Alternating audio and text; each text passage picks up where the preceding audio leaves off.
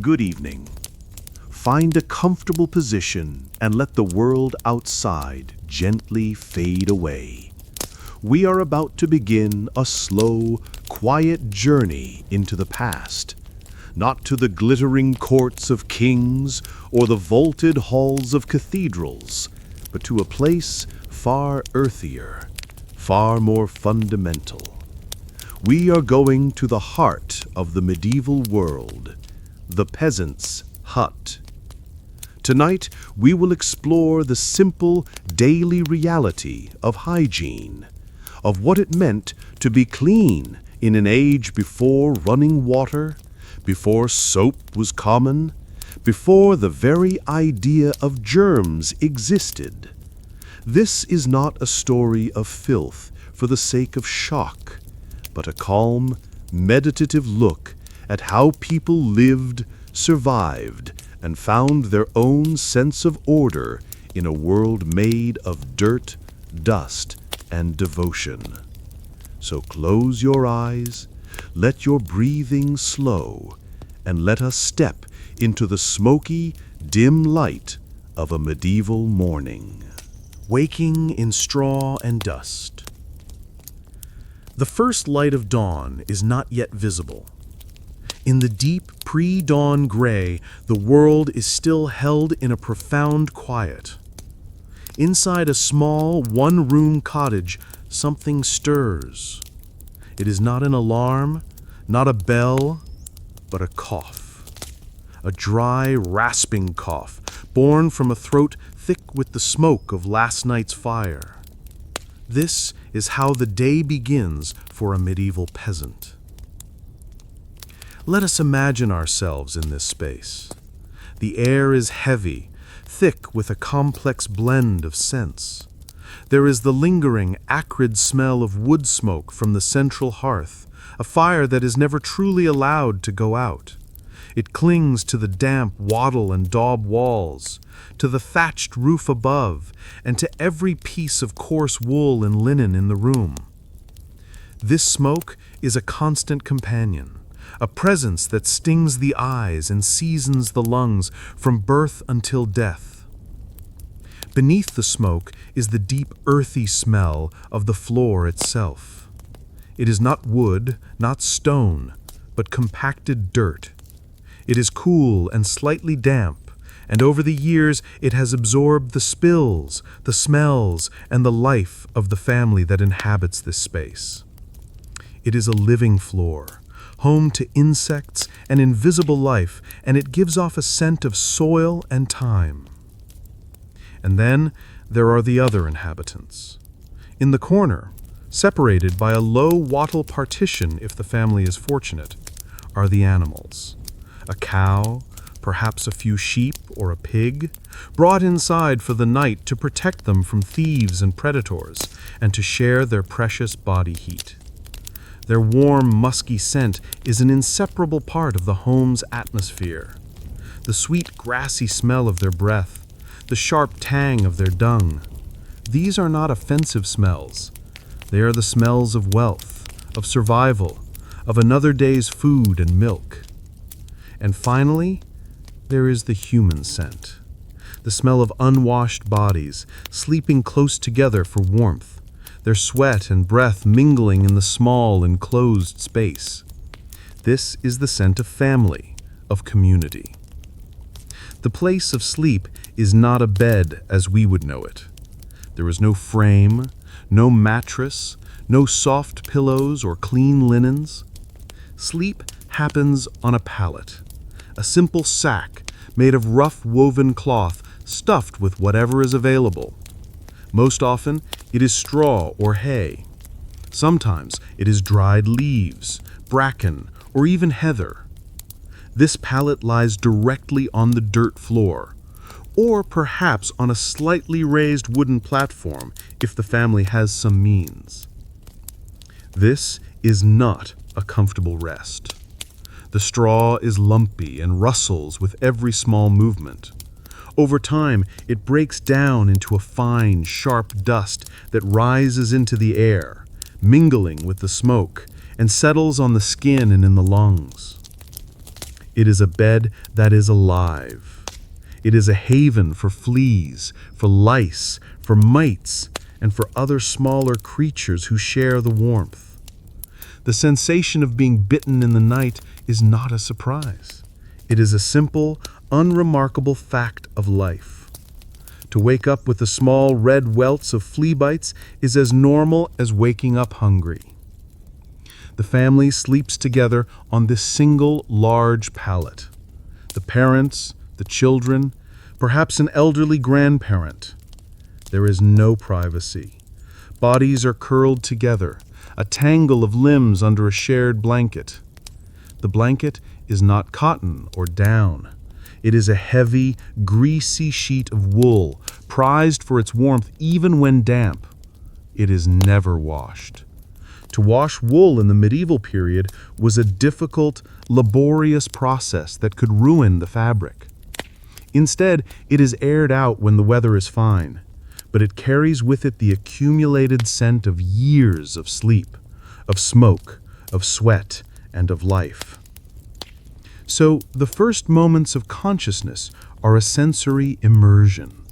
The feel of the scratchy wool blanket, the hard lumps of the straw pallet beneath, the persistent low-grade itch of insect bites, the sound of the cow shifting its weight in the corner, the soft breathing of a sleeping child nearby, and above all, the smell, the potent, all-encompassing aroma of smoke, dirt, animals, and humanity, all contained within 4 dark walls.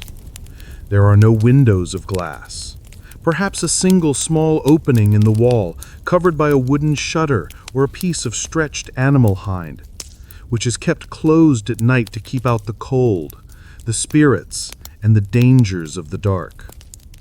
The darkness inside is almost total, broken only by the faint, pulsing red glow of the hearth's dying embers. The peasant stirs, coughing the dust from his lungs. He doesn't think of himself as dirty. He doesn't feel deprived. This is simply what it is like to be alive. The world is made of earth, and he sleeps upon it. His home is a shelter from the rain and the wind, a place of shared warmth.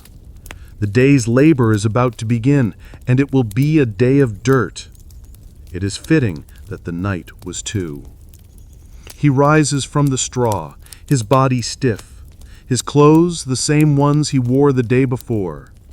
The dust of his bed falls from him as he stands, catching the first weak ray of light that now seeps through a crack in the door.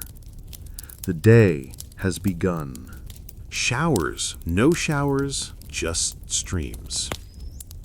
As the peasant family emerges from the smoky darkness of their hut, the morning air, even with its own complex smells of the village, feels bracingly fresh. The first task of the day, for the women and children, is to fetch water. This daily journey to the nearest water source is not just a chore. It is the foundation of all the day's cooking, cleaning, and personal hygiene. And the source is rarely a well-maintained well. More often than not, it is the local stream or river. Let us follow a young woman on this morning errand. She carries 2 wooden buckets, their weight balanced on a yoke across her shoulders. The path to the river is well worn, a muddy track grooved by the feet of generations. The river is the lifeblood of the village. It waters the fields, provides fish, and powers the mill downstream. It is also the village's primary wash basin. There is no concept of a shower, of hot water cascading over the body in a private, cleansing stream. Such a thing would be an unimaginable luxury, a fantasy beyond the scope of a king's wildest dreams. For the peasant, cleanliness comes from this cold, moving water, and it is a brisk, functional, and public affair. Arriving at the riverbank, the woman might first fill her buckets with the water needed for the day's pottage, the perpetual stew that simmers over the hearth. Then she attends to her own morning ablutions. She wades into the shallows, the icy shock of the water a sharp awakening. The cold is a constant factor. For most of the year, the river water is frigid. In winter, she may have to break a thin layer of ice at the edge to reach the flowing current beneath. The idea of a full body immersion is rare, reserved for the hottest days of summer or for specific rituals. The daily wash is a splash. She cups the cold water in her hands and brings it to her face, rubbing vigorously. The goal is to wipe away the sleep from her eyes and the soot from her skin. She might splash water on her neck and her arms. The water is a solvent, but it has no help. There is no soap. Soap, a substance made from animal fat and lye from wood ash, did exist in the Middle Ages, but it was a rare and often harsh luxury item, more likely to be found in a monastery or a wealthy town merchant's house than in a peasant's hut. It was certainly not something to be used for daily washing. So what did they use instead? Sometimes nothing but the water and the friction of their hands. But for a more thorough scrub, they used what the riverbank provided. A handful of coarse sand or fine gravel could be used as an abrasive, scouring away the more stubborn dirt. Or she might grab a handful of certain plants known for their cleansing properties. The roots of soapwort, for example, when crushed and agitated in water, produce a gentle, lathery substance. This was a piece of folk knowledge, a secret of the landscape. She might also use a rough piece of linen, rubbing her skin until it glows red from the cold and the friction. This is not about killing germs, a concept that is still centuries away. It is about the visible. It is about removing the layer of grime that accumulates from a life of labor in the fields and a night of sleep in a smoky hut. This morning ritual is done in full view of anyone else who has come to the river. There is no sense of bodily shame in the way we would understand it. The body is a functional thing and its needs are met without fuss. Other women are here washing their own faces, their children splashing in the shallows. Downstream, animals are being brought to drink. Further downstream, another woman might be doing a preliminary rinse of some laundry. The river is a communal space, a flowing, multi-purpose tool. The water itself is far from pure by our standards. It carries silt from the fields, waste from the animals upstream, and the runoff from the village itself. The distinction between drinking water and washing water is often non-existent. You simply try to fetch the water from a faster-moving, clearer-looking part of the stream. Sickness was a constant part of life, but it was blamed on bad air or divine will or an imbalance of the body's humors, never on the water that everyone drank and washed in every single day. To survive childhood was to have built up a powerful immunity to the water's invisible inhabitants. Having finished her quick, cold wash, the woman hoists her now full buckets. The journey back is slow and careful, a balancing act to avoid spilling the precious liquid. The water she carries will be used to boil grain, to wash hands before a meal, and perhaps to clean a pot. It is a finite resource, gathered with effort. It will not be wasted on extravagant washing. Her face is clean, in the medieval sense. It is free of sleep and soot. Her skin is tingling and alive from the cold. She has performed the necessary ritual of the morning. She has washed away the night and is ready for the day. She has used no soap, no towel, no warm water, and no sink. She has used only the river, the sand, and her own two hands. For a peasant in the Middle Ages, this was all the shower she had and all she needed. The sound of the flowing river becomes more prominent, then slowly fades. The ritual of washing hands and face. The cold public wash in the river served to wake a person up and remove the most obvious dirt. But there was another, more formal act of cleansing that took place within the home or just outside its door. This was the ritual of washing the hands and face, an act that was less about sanitation and more about civility, respect, and social order. Let us return to the peasant's cottage As the family prepares to break their fast, the meal is simple. A piece of dark, coarse bread, perhaps some cheese or an onion, and a drink of weak ale, which was often safer to drink than water. Before anyone touches the food, the ritual of hand-washing begins. This is a practice that transcended class, from the highest king in his banquet hall to the humblest peasant in his hut. Washing hands before a meal was a deeply ingrained custom. For the nobility, it was an elaborate ceremony. Servants would bring forward a silver ewer, a matching basin, and a fine linen towel. For the peasant family, the tools were much simpler, but the principle was the same. A daughter or the wife brings the basin. It is not ceramic or metal, but carved from a single piece of wood, worn smooth with years of use. It is a communal object, shared by everyone. She also brings a jug or pitcher, likely made of fired clay, filled with water from the river. The process is one of pouring. The patriarch of the family, the father, goes first. He holds his hands over the basin, and the woman pours a small stream of cold water over them. He rubs them together briskly, not with soap, but with a focus on rinsing away the dirt from his morning chores. He does not dip his hands into a basin of standing water. This was considered unclean, as the water would be instantly soiled. The ideal was always to have fresh water poured over the hands, washing the dirt away into the basin below.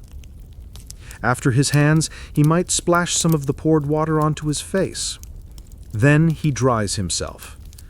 The towel, like the basin, is a shared resource. It is a piece of rough, homespun linen or hemp, called a huckaback towel for its absorbent texture. It is likely damp from the last person who used it, and it will be damp for the next. It hangs on a peg on the wall, and it is washed as infrequently as the family's clothes. Then the process is repeated, in order of status within the family. The mother, the older sons, the younger children. Each in their turn presents their hands over the same wooden bowl to have the same stream of water poured over them and to use the same damp towel. The water that collects in the basin is not thrown away carelessly. It is valuable. It will be used to slop the pigs, or to water the small kitchen garden, or even to wash the floor. This ritual was important for several reasons. On a practical level, people ate with their hands. Forks were not in common use, especially among the peasantry. Food was picked up with the fingers or scooped onto a thick slice of bread called a trencher. Having visibly clean hands was therefore a basic form of table manners. It showed respect for the food and for the people you were eating with. But the ritual was also symbolic. It was an act that separated the dirt of labor from the act of nourishment. It drew a line between the outside world of the fields and the inside world of the home and the meal. It was a moment of order, of civilization in a life that was often chaotic and messy. The washing of the face had a similar symbolic weight. The face was the seat of identity, the part of you that met the world. To present a clean face was a sign of self-respect and honesty. In a world where appearances and social signals were deeply important, a clean face and clean hands were the minimum standard of respectable presentation. This is why in medieval art and literature, the offering of water for washing is such a common motif of hospitality. To welcome a guest into your home and not offer them water to wash their hands and face would have been a grave insult. It was the first and most basic courtesy. Of course, the effectiveness of this washing in preventing disease was minimal. The water was unpurified, the towel was shared, and no soap was used. A peasant's hands, even after this ritual, would still have dirt ingrained in the lines of their skin and under their fingernails. Their hands were the hands of a laborer, permanently marked by their work. But they did not see it this way. They were not washing away invisible bacteria. They were washing away the visible soil of the earth. They were participating in a ritual that affirmed their place in the family, their respect for the meal, and their membership in a civilized Christian society. It was a small act, repeated every day, that imposed a moment of gentle, structured order onto a life defined by hard, dirty work. The water was cold. The bowl was wooden. The towel was rough, but the gesture was deeply human. Outhouses, trenches, and fields. We have explored the ways a peasant family sought a measure of cleanliness for their bodies and hands. But we must now turn to a more fundamental aspect of daily life, one that is often overlooked in histories of the great and the grand. We must consider the toilet, or more accurately, the profound lack of one. In our modern world, the private sanitary bathroom is a given. It is a cornerstone of our health and our comfort. For the medieval peasant, such a concept was entirely alien. The disposal of human waste was a public, earthy, and strikingly casual affair, managed not with plumbing and sewage systems, but with a simple understanding of the landscape. Let us first dispense with the image of the castle garderobe. The garderobe was a privy built into the thick stone walls of a castle or manor house, with a chute that dropped waste down the outside wall into a moat or a cesspit below. This was a luxury of the elite, a rudimentary form of plumbing for the 1% of the population. For the other 99%, the world was their toilet. The most common method of relieving oneself was simply to go outside. The area behind the barn, a thicket of trees at the edge of the yard, or a fallow section of a nearby field. These were the designated, if unspoken, locations. There was little in the way of privacy. One simply turned one's back to the house and the path. Modesty was a flexible concept, and bodily functions were seen as natural and unremarkable. The choice of location was a matter of convenience and common sense. You would not foul the path you walked on every day, nor the area right outside your door. You would not contaminate the river upstream from where you drew your drinking water. These were the unwritten rules of village sanitation. For toilet paper, people used whatever was soft and at hand: a handful of leaves in the summer, a clump of moss, hay, or straw. The idea of a specially manufactured paper for this purpose would have been absurd. In some more established households, there might be a slightly more structured arrangement. This could be a privy, which simply means a private place. But this privacy was minimal. It might consist of a small three-sided screen of wattle or a simple wooden bench with one or two holes cut in it placed over a shallow pit. This pit was not a septic tank. It was just a hole in the ground. When the pit became full, it would be covered over with earth and the bench would be moved to a new spot. There was no treatment, no processing. The waste was simply left to decompose naturally back into the soil. This created a constant low-level background smell and a breeding ground for flies and disease, but it was an accepted part of the village environment. The night posed a different challenge. No one would venture out into the pitch-black, potentially dangerous yard in the middle of the night. For this, there was the chamber pot. This was a simple pottery or wooden vessel kept under the bed. In the morning, its contents would be unceremoniously tossed out the door or onto the household's dung heap.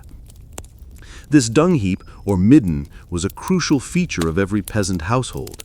It was a pile, usually located a short distance from the cottage, where all the organic waste of the family was collected. This included animal manure from the barn, soiled straw from the floor and the beds, food scraps, and the contents of the chamber pot. This pile was not seen as disgusting garbage. It was a valuable resource. This was the family source of fertilizer. In the spring, this rich decomposed compost would be painstakingly carried out to the family's vegetable garden and their strips of land in the communal fields. It was the key to ensuring a good harvest. The peasant's life was a closed loop. The waste from their bodies and their animals fed the soil that grew the food that they would eat. There was a deep, intuitive understanding of this cycle. In the larger, more crowded towns and cities, this casual system began to break down, leading to truly squalid conditions. But in the rural village, surrounded by open land, the system, while unsanitary by our standards, was sustainable. The population density was low enough that the earth could, for the most part, absorb the waste produced. Of course, this lack of sanitation had dire consequences for health. The link between human waste and diseases like dysentery, cholera, and typhoid was completely unknown. Water sources were easily contaminated. Flies swarmed everywhere, carrying filth from the dung heap to the dinner table. Life was a constant low-grade battle with gastrointestinal illness. But for the peasant, this was just the way of the world. They did not feel they were living in filth. They were living in concert with the earth. Their bodies were part of the same natural cycle as their animals and their crops. The trench behind the barn, the chamber pot under the bed, and the steaming dung heap in the yard were not signs of a lack of hygiene. They were the tools and byproducts of a life lived in intimate and endless contact with the soil. Bathing was rare, but not unknown. There is a persistent myth that people in the Middle Ages never bathed, that they went from birth to death coated in a single unbroken layer of grime. Like many myths, it contains a kernel of truth, but the reality was more nuanced. Full-body bathing did happen, even among the peasantry, but it was a rare, laborious, and often social event, a world away from our daily private ritual. For a peasant, a bath was not a matter of simply turning a tap. It was a major undertaking, a project that required significant time, labor, and fuel. This is why it happens so infrequently, perhaps only a few times a year. Let us imagine a family preparing for a midsummer bath, perhaps in anticipation of a village festival or a wedding. The first and most difficult task is acquiring hot water, and lots of it. This means hours of work, likely for the woman of the house. She must haul bucket after bucket of water from the river. She must gather a large amount of firewood, a precious commodity that is normally used sparingly for cooking and heating. The water is heated in the largest vessel the family owns, a great iron cauldron suspended over the hearth fire. As the water heats, the single room of the cottage fills with steam, mingling with the ever-present smoke, creating a thick, humid atmosphere. While the water heats, the bathtub is brought inside. This is not a built-in porcelain fixture. It is a large, shallow wooden tub, perhaps half of a barrel, normally used for laundry or other chores. It is placed in the middle of the room near the fire for warmth. Once the water is hot, it is carefully ladled from the cauldron into the tub. The process is slow and dangerous, a constant risk of scalding burns. Finally, the bath is ready. And now the social ritual begins. The water, having been so laboriously prepared, will not be wasted on a single person. The entire family will use the same bath water, and they will do so in a strict order of precedence. The head of the household, the father, bathes first. He strips down and steps into the tub.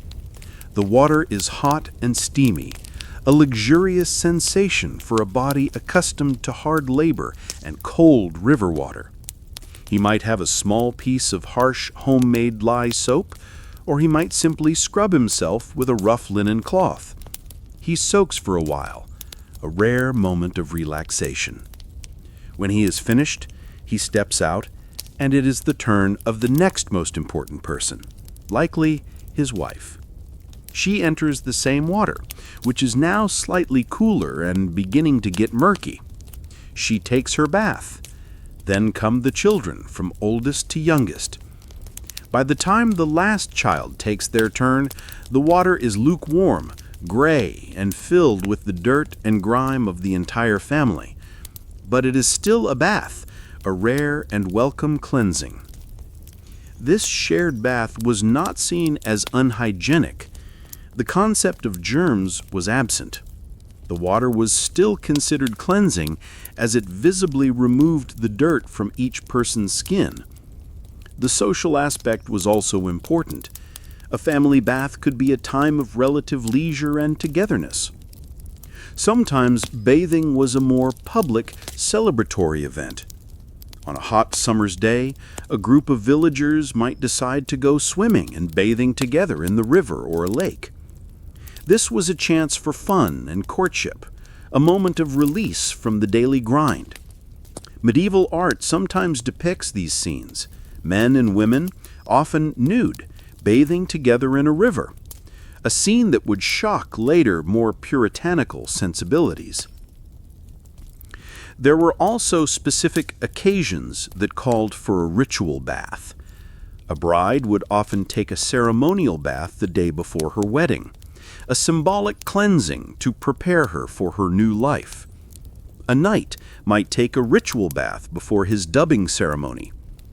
These baths were as much about spiritual purification as they were about physical cleanliness.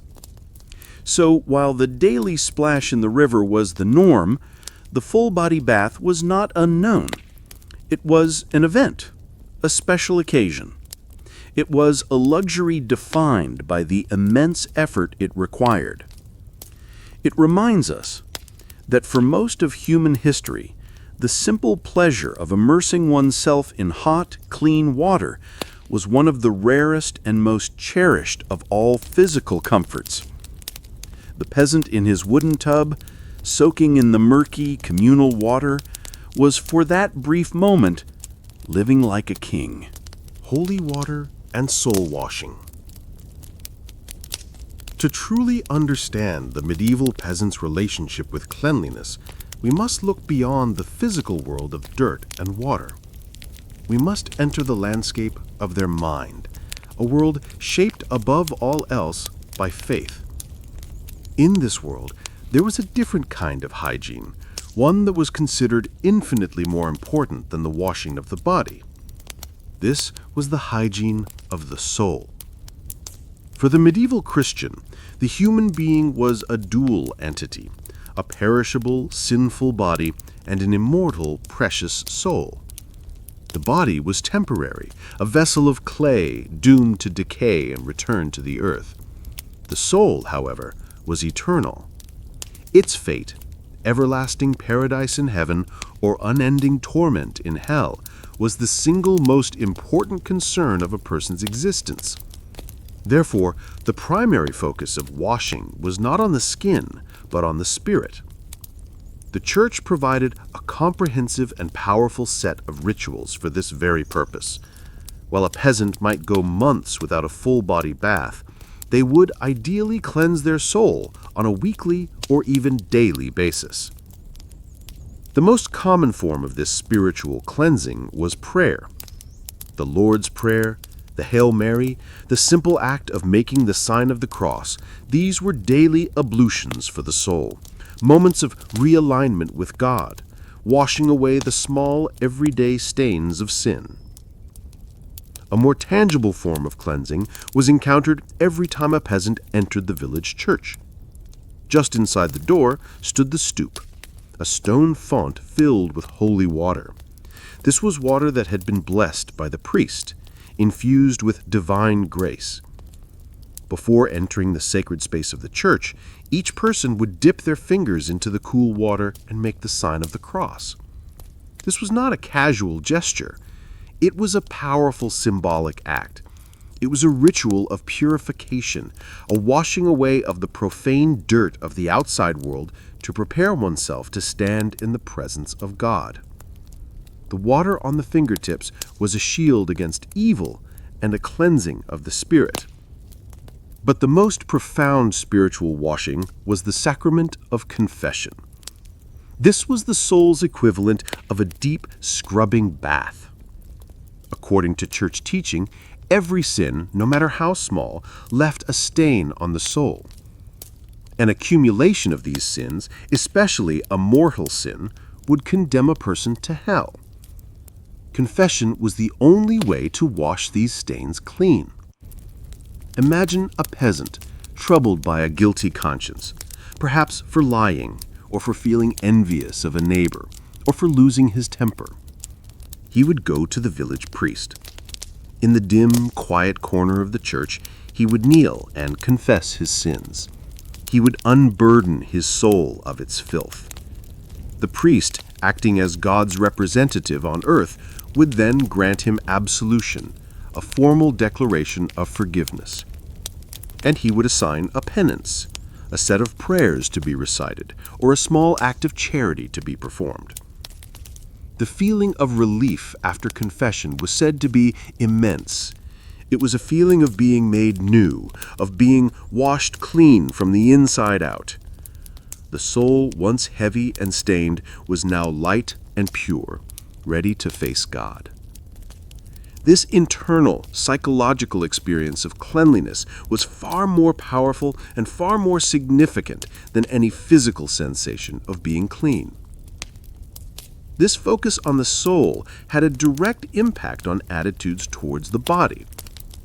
In the eyes of some devoutly religious people, the body was not something to be celebrated and pampered. It was a source of temptation, a vessel of sinful desires. To spend too much time and effort on washing and beautifying the body could be seen as an act of vanity and pride, two of the 7 deadly sins. There are stories of saints and holy hermits who took this idea to the extreme, purposely living in filth and abject neglect of their bodies as a sign of their devotion. They believed that by mortifying the flesh, by denying it comfort and cleanliness, they were elevating their spirit. While this was an extreme position, it reflects a broader cultural attitude. The soul's cleanliness was paramount, and the body's was a distant, secondary concern. A peasant's life was a constant negotiation between these two forms of hygiene. He would rise from his dusty straw bed, splash his face with cold river water to face the physical world, but he would also say a prayer to prepare his soul for the spiritual world. He would track mud and manure on his boots, but he would carefully cleanse his soul through confession. In a world filled with real, tangible dirt, the invisible state of the soul felt far more real and far more consequential. The mud on your hands could be washed away in the river, but the stain of sin on your soul could only be washed away by the grace of God. And in the final accounting, it was the state of your soul, not your skin, that would determine your ultimate fate. Dirt as a fact of life. For the medieval peasant, dirt was not an enemy. It was not a sign of failure or a source of shame. It was, quite simply, a fact of life. It was the medium in which they lived and worked, the substance of their world. To understand their perspective on hygiene, we must first understand their profound and intimate relationship with dirt itself. Imagine a peasant farmer walking out to his fields at sunrise. The ground is wet with dew, and the path is a muddy track. With every step, his simple leather shoes, or perhaps just his bare feet, sink into the cool, damp earth. This is the first of 1,000 daily encounters with dirt. His work is in the soil. He plows it, his hands gripping the rough wooden handles of the plow, his body straining alongside his ox. The dark, rich earth clings to his hands, his arms, and his clothes. He sows the seeds, crumbling the soil between his fingers. He weeds the crops, his knees pressed into the ground, his hands pulling up the stubborn roots. He harvests the grain, the dust and chaff coating his face and filling his lungs. His work is a constant physical conversation with the earth. This was not seen as a dirty job. It was seen as honest, noble labor. The creation story in the Bible taught that God had formed Adam from the dust of the ground. The soil was the source of all life, the gift from God that provided sustenance. To be covered in that soil was not to be defiled, it was to be engaged in the fundamental work of humanity. The grime under a farmer's fingernails was a badge of his productivity, a sign that he was providing for his family. This acceptance of dirt was also a matter of pure practicality. In a world without paved roads, without running water, without the myriad of conveniences that keep us separated from the elements, staying clean was an impossible and pointless struggle. Mud was everywhere. After a rainstorm, the village paths would become a thick, clinging mire. Animals, a constant presence, tracked mud and dung wherever they went. The home itself was a vessel of dust and soot. The open hearth, essential for warmth and cooking, produced a constant stream of smoke that blackened the walls and a fine ash that settled on every surface. The thatched roof would shed bits of dried grass and harbor insects. The dirt floor was, well, dirt. To be inside was not to escape the dirt, but merely to experience a different form of it. Furthermore, the very act of trying to be clean often brought its own discomforts. Washing in a cold river, especially in the colder months, was a miserable experience that could chill a person to the bone, risking illness.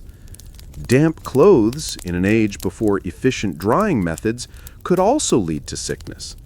A peasant would have rightly concluded that it was better to be warm and dirty than to be cold, damp, and clean. The priorities were survival, warmth, and food. Cleanliness was a distant fourth.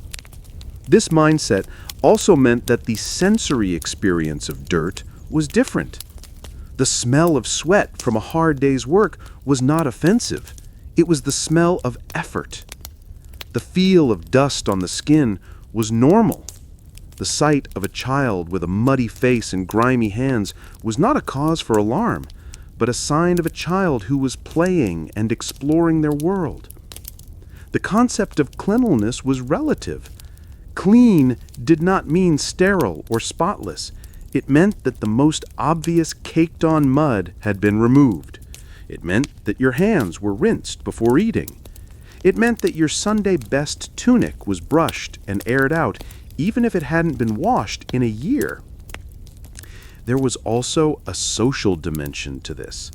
The nobility and the wealthy merchant class could afford the luxury of cleanliness.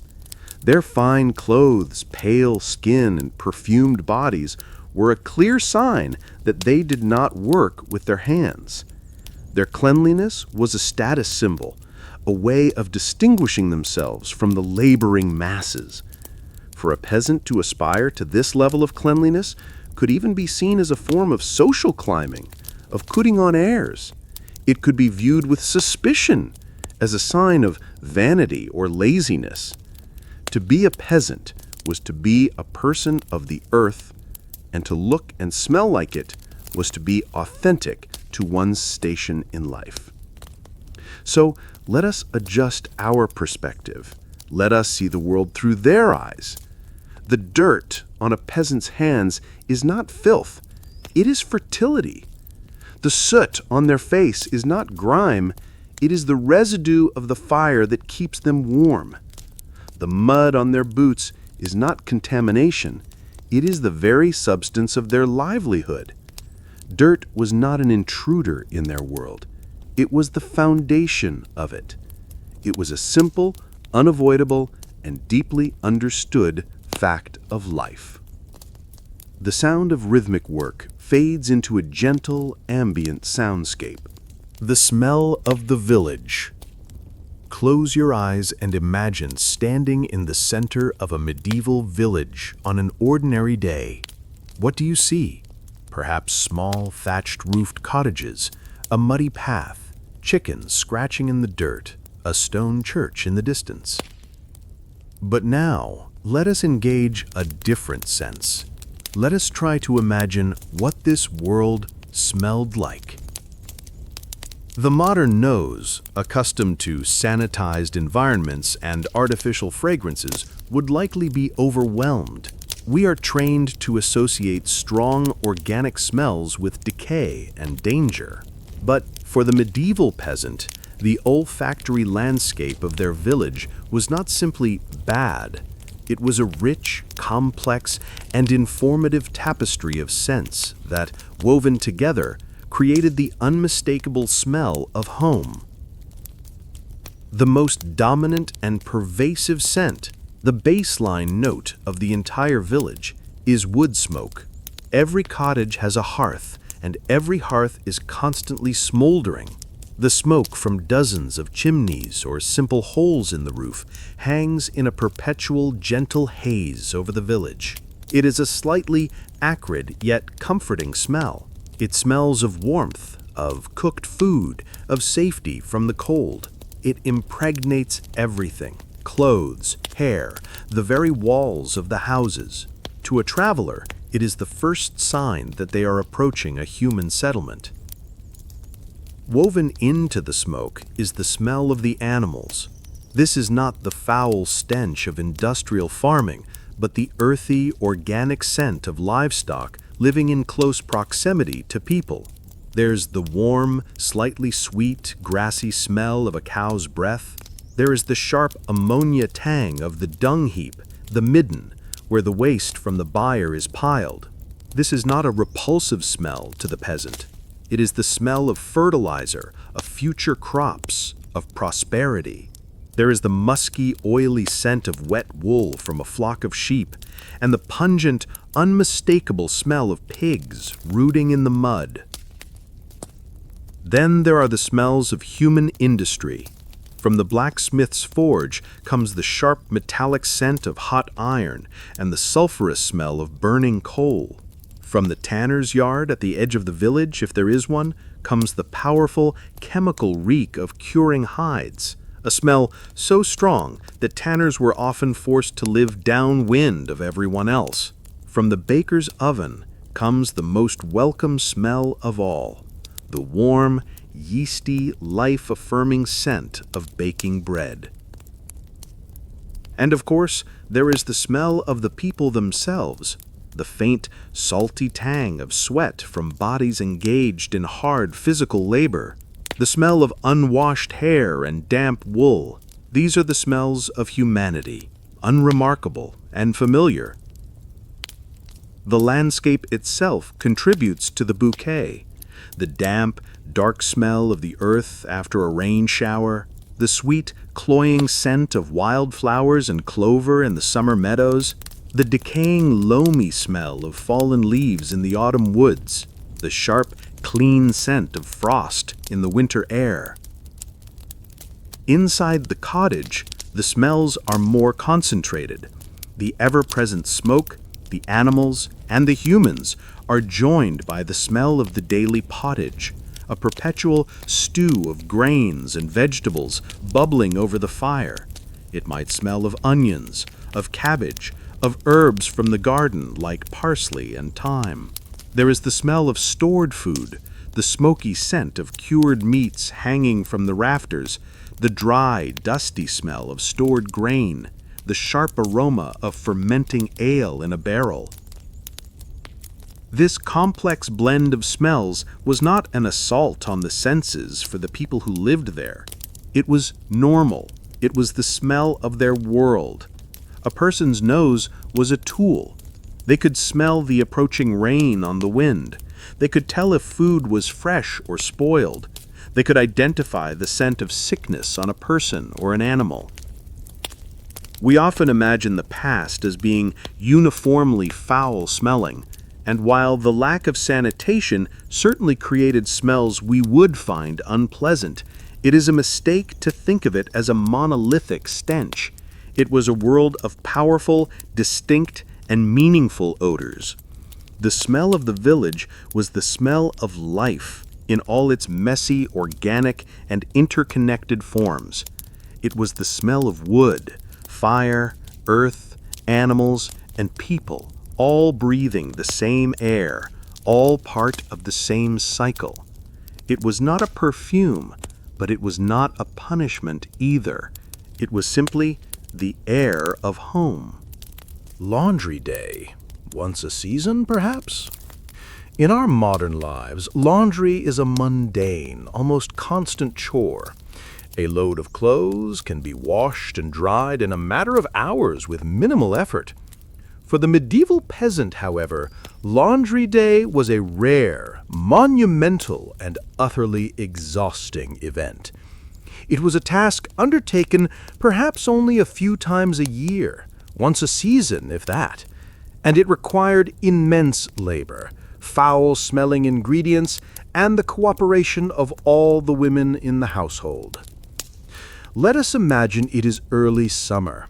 The weather is warm and settled, perfect for the long process of washing and drying. The clothes have been accumulating for months. The outer garments of wool have likely not been washed at all, but have been brushed and aired out. Today's focus is on the linen undergarments, the shifts, chemises, and undertunics that were worn against the skin, as well as other household linens like towels and bedding, if the family is prosperous enough to have them. The process begins at the river. The women haul the bundles of dirty linen to the bank. Here they perform a preliminary rinse, soaking the garments in the cold water and beating them against large, smooth stones. The goal is to dislodge the most superficial dirt and grime. This is hard physical work, sending shockwaves up the arms with every powerful blow. But this is only the beginning.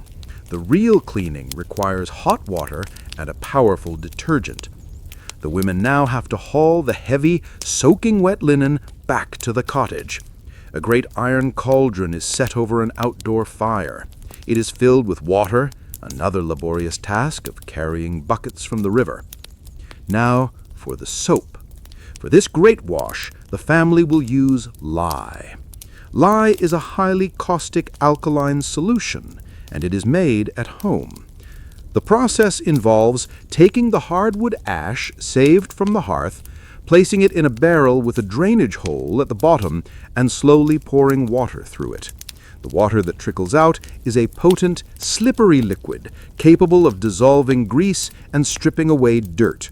It is also capable of causing severe chemical burns if handled carelessly. The lye is added to the cauldron of water, and the linens are submerged in this bubbling, steaming, caustic bath. The women use long wooden poles or paddles to stir the mixture, ensuring every garment is soaked. The smell is sharp and unpleasant.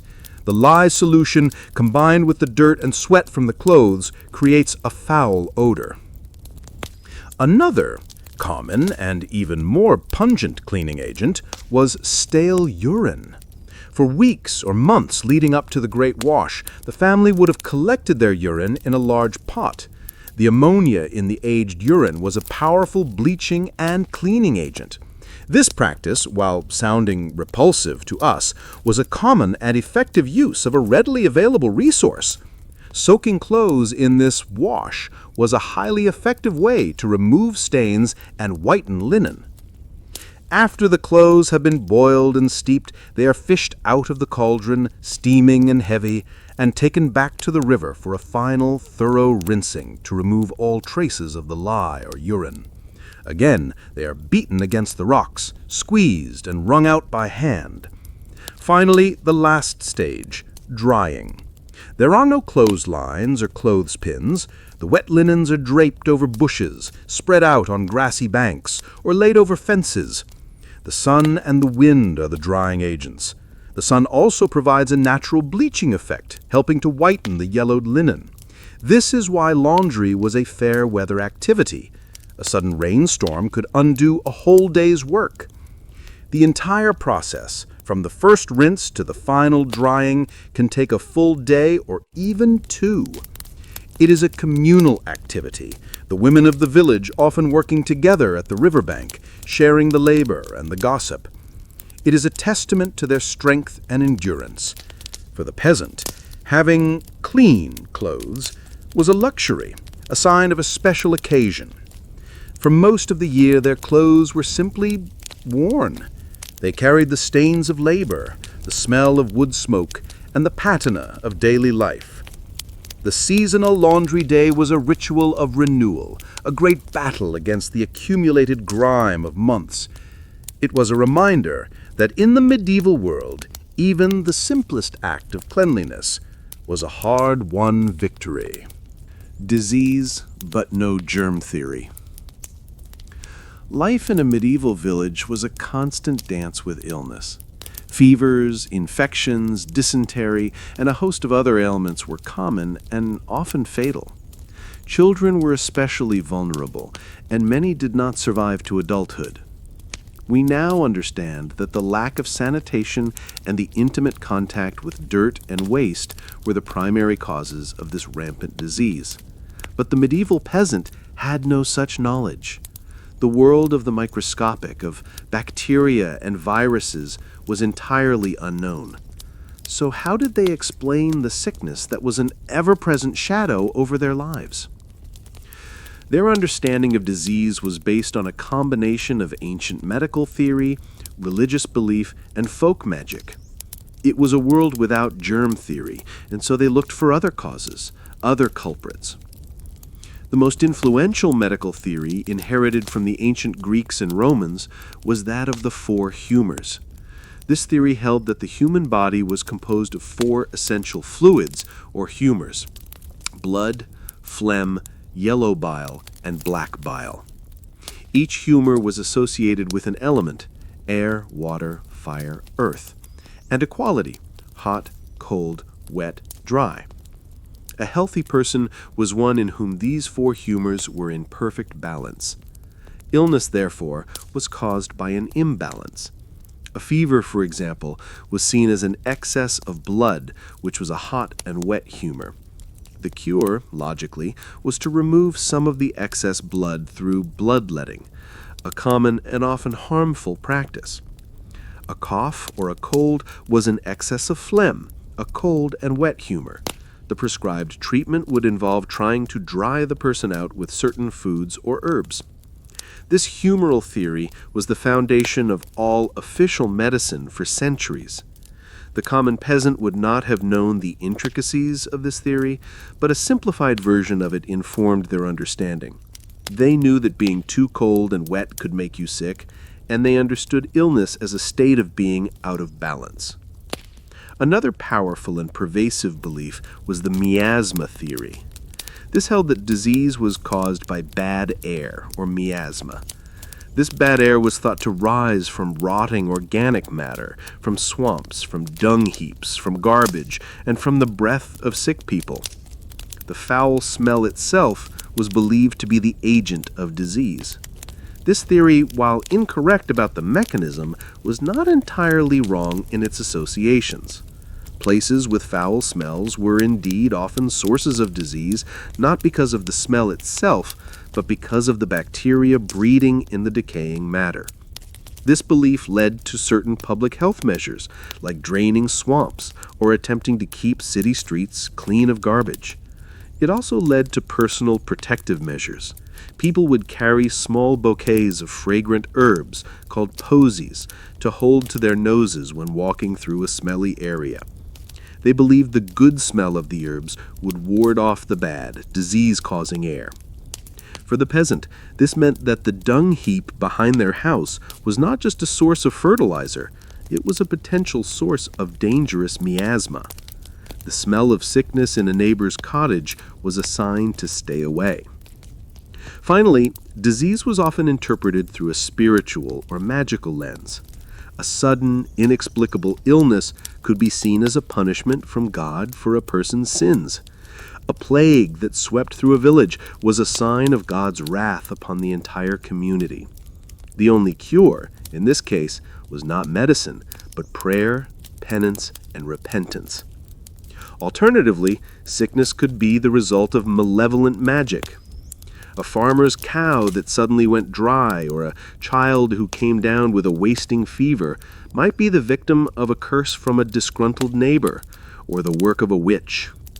The evil eye, a glance filled with envy or malice, was thought to be a potent cause of illness and misfortune.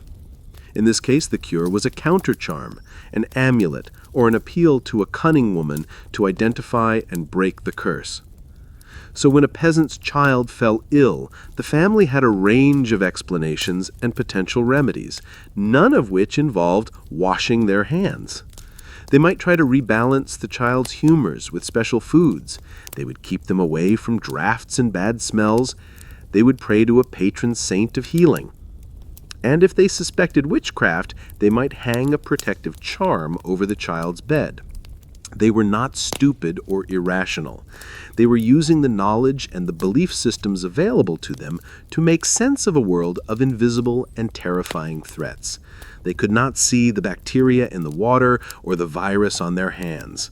What they could see was the mud in their boots, the smoke in the air, and the ever-present reality of a life that was fragile and often tragically short.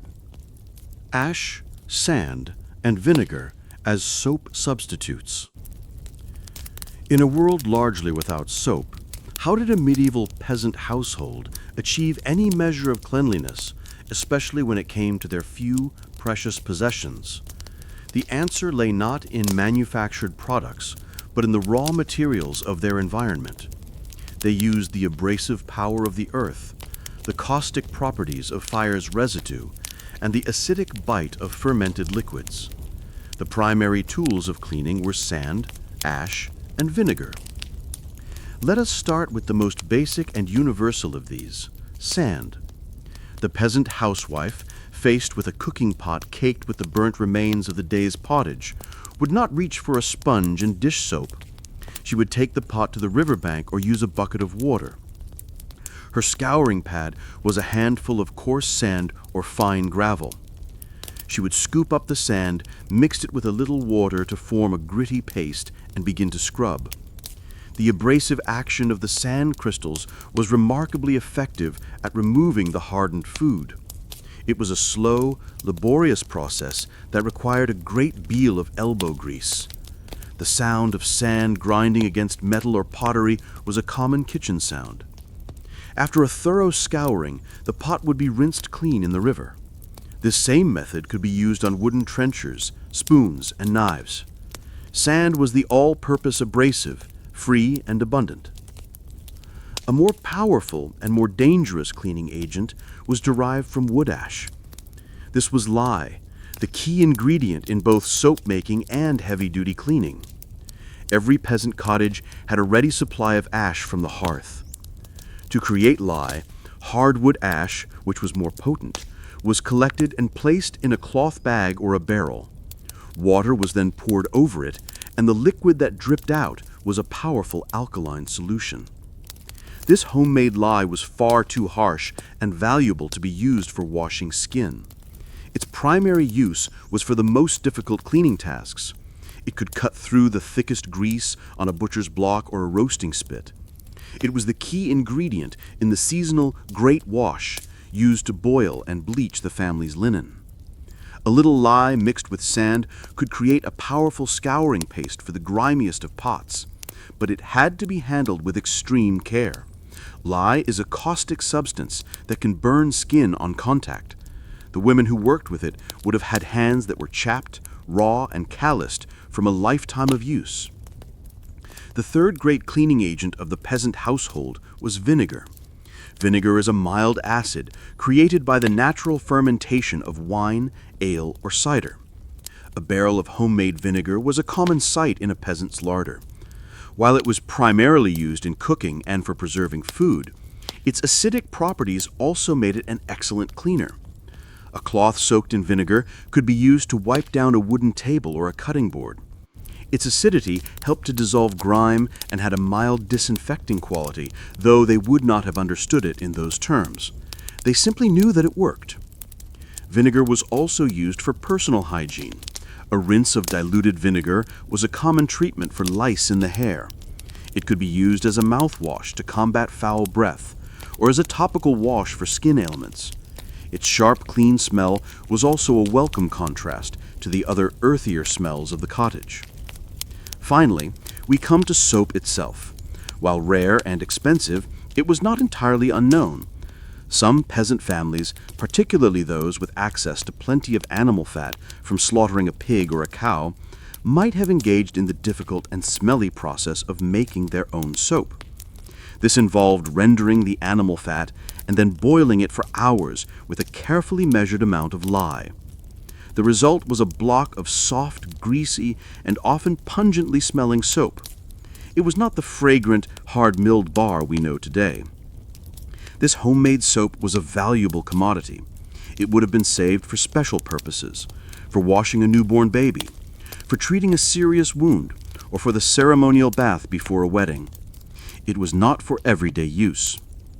So the peasant's cleaning cabinet was not empty. It was filled with the powerful, raw elements of the world around them. The sand from the river, the ash from the fire, the vinegar from the fermented fruit of their own harvest. These were their tools. They were harsh, they required hard labor, but they were effective. They allowed a measure of order and cleanliness to be imposed upon a world that was constantly threatening to return to dirt and decay.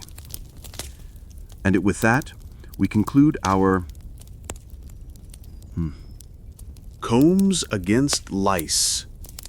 In the soft, shared warmth of the peasants' straw-filled bed, and in the coarse, heavy wool of their clothing, a vast and thriving civilization of tiny creatures made its home. Fleas, mites, and above all, lice were not a sign of a particular infestation. They were a constant, unavoidable feature of life. The persistent, low-level itch was a sensation as familiar as hunger or cold. In a world without chemical shampoos or insecticides, the battle against these parasites was a daily, manual, and often losing one. And the primary weapon in this war was the comb. The medieval comb was a simple but essential tool. It was not made of plastic, but carved from natural materials. The most common combs were made of wood, often a fine-grained wood like boxwood that can be carved without splintering. More durable and slightly more luxurious were combs made of bone or antler. These were sturdy and could be polished to a smooth finish, allowing them to glide more easily through the hair. Archaeologists have found many of these combs, and they often have a distinctive design. They are typically double-sided. One side would have coarse, widely spaced teeth used to detangle the hair and remove large knots and bits of straw or leaves. The other side was the business end. It had a row of very fine, densely packed teeth. This was the louse comb. The ritual of combing was a part of the daily routine, as ingrained as fetching water or tending the fire. It was often a communal activity, a moment of quiet intimacy and mutual care. A mother would sit her child down in front of her, perhaps in the sunlight streaming through the cottage door, and patiently work through their hair. A husband and wife or two sisters might sit and comb each other's hair at the end of a long day. The process was methodical. First, the coarse side of the comb was used to work out the tangles. Then, the fine-toothed side was drawn slowly and carefully through the hair, section by section, starting from the scalp and moving outwards. With each pass, the fine teeth would catch and drag out the adult lice, and, with luck, some of their eggs, known as nits, which were glued firmly to the hair shafts. The comb would be wiped clean on a cloth after each pass, and the collected parasites would be crushed between the thumbnails with a satisfying if grim little pop. This was known as knitting, and it was a task that required patience, good light, and a steady hand. This daily combing was not a cure. It was a form of population control. It was impossible to remove every single louse or nit, especially from the long, thick hair that was common at the time. The goal was simply to keep the numbers down to a manageable level, to reduce the constant itching and the risk of the sores and infections that could result from incessant scratching. Alongside the comb, people used other folk remedies. A common treatment was to rinse the hair with a strong-smelling liquid, most often vinegar.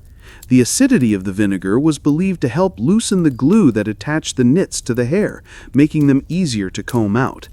It also acted as a repellent, its sharp smell discouraging the lice. Infusions of certain herbs were also used. Plants like rosemary, lavender, or wormwood would be steeped in water, and this tea would be used as a final rinse. These herbs were known to have insect repellent properties. While their effectiveness was limited, they were a way of fighting back with the tools that nature provided. The constant presence of lice also influenced hairstyles and clothing. As we have discussed, keeping hair braided and tightly covered under a linen coif or a hat was not just about modesty or fashion, it was a practical defense. It made it harder for lice to transfer from one person to another, and it helped to keep the hair from becoming a hopelessly tangled mess. For the medieval peasant, being free of lice was an unattainable ideal. These tiny parasites were a shared burden, a humble and ever-present reminder of the body's connection to the world of creeping, crawling things. The act of combing, of patiently and carefully cleaning a loved one's hair, was therefore more than just hygiene. It was an act of care, of tenderness, in a world that was often harsh and unforgiving. It was a small, quiet ritual of defiance against the persistent itch of life. The sound of the comb through hair fades to silence. The medieval hair routine. A person's hair in the Middle Ages was more than just a physical attribute. It was a powerful symbol of their identity, their status, and their virtue. For a woman, long, thick hair was a sign of her beauty and femininity. For a man, a well-kept beard could be a sign of his virility and authority. But caring for this hair in an age without shampoos and conditioners required a routine that was very different from our own. The focus was not on washing, but on managing, containing, and protecting the hair.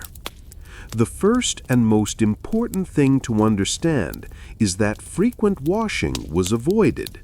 The harsh, lye-based soaps or abrasive cleaners available would have stripped the hair of its natural oils, leaving it dry, brittle, and impossibly tangled. Washing also involved cold water and a long, uncomfortable drying time, risking illness. So hair was washed very, very rarely, perhaps only a handful of times a year, if at all. So how was it kept clean? The primary tool, alongside the louse comb, was the brush. Brushes were often made from animal bristles, such as boar bristles, set into a wooden handle. Regular, vigorous brushing was the cornerstone of the hair routine. This did several things. First, it removed surface dirt, dust, and any loose debris like straw or chaff. Second, it stimulated the scalp and distributed the natural oils, or sebum, from the roots down the hair shaft. This kept the hair conditioned, protected, and gave it a natural sheen. 100 strokes with the brush each night was a common piece of advice. The second key element was braiding. For women, especially married women, leaving long hair loose was considered immodest and impractical. Most women wore their hair in long braids, which were then pinned up and coiled around the head in various styles. This was not just a fashion. Braiding kept the hair neat, contained, and protected from the dirt and grime of daily work.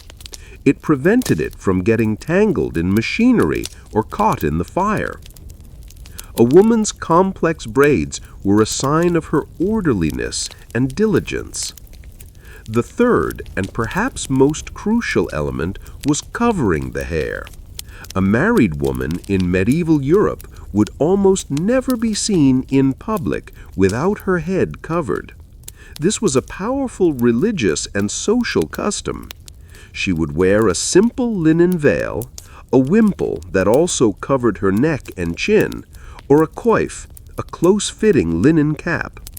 These head coverings served a deeply practical purpose. They protected the carefully brushed and braided hair from the sun, the wind, and most importantly, the pervasive dust and soot of the environment. The linen covering would absorb the dirt, and it was the covering, not the hair itself, that would be washed more frequently. Men also often wore hats or coifs, especially when working outdoors, for similar reasons. To improve the appearance and smell of their hair, people used a variety of natural products.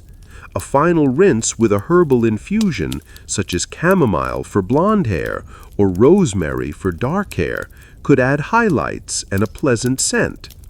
They also used pomades or ointments to smooth the hair and add shine.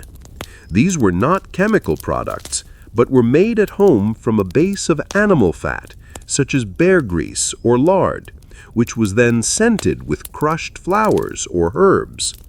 A small amount of this scented fat would be worked through the hair to tame flyaways and give it a healthy gloss. Powders were also used, especially by the upper classes, but perhaps also in a simpler form by peasants. A dry powder, such as powdered orris root or a fine grain flour, could be worked through the hair and then brushed out. This acted as a form of dry shampoo, absorbing excess oil and odor. So the medieval hair routine was a system of management, not of stripping and cleansing.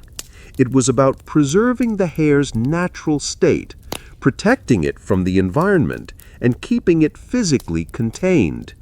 It was a cycle of brushing, braiding, and covering.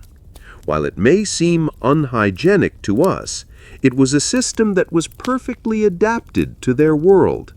It allowed them to maintain long, healthy hair with minimal resources and without the constant, laborious need for washing. A woman's hair, neatly coiled under her clean linen coif, was a symbol of her control and her quiet dignity in a messy world. Teeth cleaning with sticks and herbs. In the medieval world, a smile could be a precarious thing. Without the science of modern dentistry, the fate of a person's teeth was left to a combination of diet, rudimentary hygiene, and a great deal of luck. Toothache was a common torment, and the loss of teeth was an accepted part of growing older. But this does not mean that people simply let their teeth rot away without a fight. They had their own methods, their own tools for keeping their mouths as clean and fresh as they could. The concept of the toothbrush, a dedicated tool with bristles, did not exist. The primary instrument for cleaning teeth was the chew stick. This was a simple but effective tool, used by cultures all over the world for thousands of years. A person would take a small twig from a particular type of tree. Hazel, birch, and oak were common choices in Europe. The wood from these trees was believed to have beneficial properties. The end of the twig would be chewed until the wood fibers frayed and separated, creating a soft brush-like tip. This fibrous end would then be used to rub and scrub the surfaces of the teeth, removing particles of food and polishing away plaque. The act of chewing the stick itself also stimulated the gums and produced saliva, helping to rinse the mouth. Alongside the chew stick, a simple cloth was often used. A piece of rough linen would be wrapped around a finger, and this would be used to rub the teeth and gums. To increase the effectiveness of this rubbing, people used various powders or pastes. The most common was simple salt. Its mild abrasiveness helped to scrub the teeth clean, and its antiseptic properties, though not understood in a scientific sense, may have helped to inhibit the growth of bacteria. Another surprising but common abrasive was a fine powder made from crushed charcoal or soot. While it seems counterintuitive to clean teeth with something black, the fine porous particles of carbon were effective at absorbing impurities and polishing the tooth enamel. After scrubbing with soot, the mouth would be rinsed thoroughly, leaving the teeth feeling smooth and clean. Fresh breath was as desirable then as it is now, and people used a variety of herbs to combat the odors of a diet heavy in onions, garlic, and preserved foods. Chewing on a sprig of parsley, mint, or fennel after a meal was a common practice. These herbs helped to mask unpleasant odors and left the mouth feeling fresher. The spice cloves, with its strong, pleasant aroma and mild anesthetic properties, was also chewed to freshen breath and to soothe the pain of a toothache. Mouthwashes were also used. These were not alcoholic chemical solutions, but simple infusions. Water or wine would be steeped with herbs like mint or rosemary, or with spices. This scented liquid would be swished around the mouth to rinse away food particles and leave a pleasant taste. A vinegar and water solution was also used as a mouth rinse, its acidity helping to cut through the film on the teeth.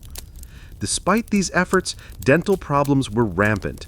The peasant diet, while low in the refined sugars that plague modern teeth, was often coarse and abrasive. The stone-ground flour used for bread contained tiny particles of grit from the millstone, which wore down the enamel over time. Dental decay, abscesses, and gum disease were common and excruciatingly painful. When a toothache became unbearable, there were few good options. A folk remedy might involve placing a clove or a certain magical herb on the tooth. But if the pain was severe, the only solution was extraction. This terrifying procedure was not performed by a dentist, but by a barber surgeon, a jack of all trades who would also perform bloodletting and minor surgery. With no effective anesthetic, the patient would be held down while the barber surgeon used a fearsome-looking set of pliers or a dental pelican to wrench the offending tooth from the jaw. The procedure was brutal, the risk of infection was high, and it often resulted in a broken jaw. It is no wonder that people clung to their simple daily rituals of cleaning, hoping to ward off this terrible fate for as long as possible. The chew stick and the sprig of parsley were humble tools, but they were the first and last line of defense against a world of dental pain. Clothes weren't washed, they were layered. To our modern sensibilities, the idea of wearing the same clothes for weeks, months, or even years on end without washing seems impossibly dirty. But the medieval peasant had a clever and practical system for managing their clothing that made this not only possible, but logical. The secret was not in washing, but in layering. A peasant's wardrobe was extremely limited. A person might own only 1 or 2 full sets of clothing. These garments were valuable, often homemade from scratch through a long process of spinning, weaving, and sewing. They needed to be made to last. The key to their longevity and to the hygiene of the person wearing them was the innermost layer. Worn directly against the skin by both men and women was a simple garment made of linen. For a woman, this was a long, loose-fitting dress called a shift or a chemise. For a man, it was a long shirt or undertunic. Linen, made from the fibers of the flax plant, was the perfect material for this purpose. It was relatively smooth against the skin, absorbent, and most importantly, it was durable enough to withstand the harsh process of medieval washing. This linen undergarment was the true workhorse of the medieval wardrobe. Its job was to absorb the sweat, the oils, and the grime of the body. It acted as a protective barrier, preventing the body's dirt from soiling the more valuable outer layers. Think of it as a full-body, wearable napkin, constantly soaking up the messes of daily life. It was this linen layer, and only this layer, that was washed with any regularity. And, as we have seen, regularity might still mean only once every few weeks or months. But compared to the outer garments, it was washed frequently. The outer layers, worn over the linen shift, were almost always made of wool. Wool was the ideal fabric for the European climate. It is a fantastic insulator, providing warmth even when it gets damp. It is naturally water repellent and durable. A peasant man would wear a wool tunic and breeches or trousers. A woman would wear a wool dress or kirtle over her linen camise. These woolen garments were almost never washed in water. The lye-based washing process was too harsh for wool, causing it to shrink and felt, ruining the garment. Instead, wool clothes were maintained through a process of constant care. When they were taken off at night, they would be shaken out vigorously to remove dust and loose dirt. They were hung near the fire to dry out any dampness from sweat or rain. Stains were spot cleaned, scraped with a knife or rubbed with a damp cloth. And most importantly, they were brushed. A stiff brush was used to remove mud and surface grime and to keep the nap of the wool in good condition. Then they were aired. Leaving a garment outside in the sun and the wind was a highly effective way to deodorize it. Sunlight is a natural sterilizer, and the fresh air would dissipate the odors of smoke and sweat that had accumulated. This layering system was brilliant in its simplicity. It kept the wearer relatively comfortable and clean while preserving their most valuable clothing.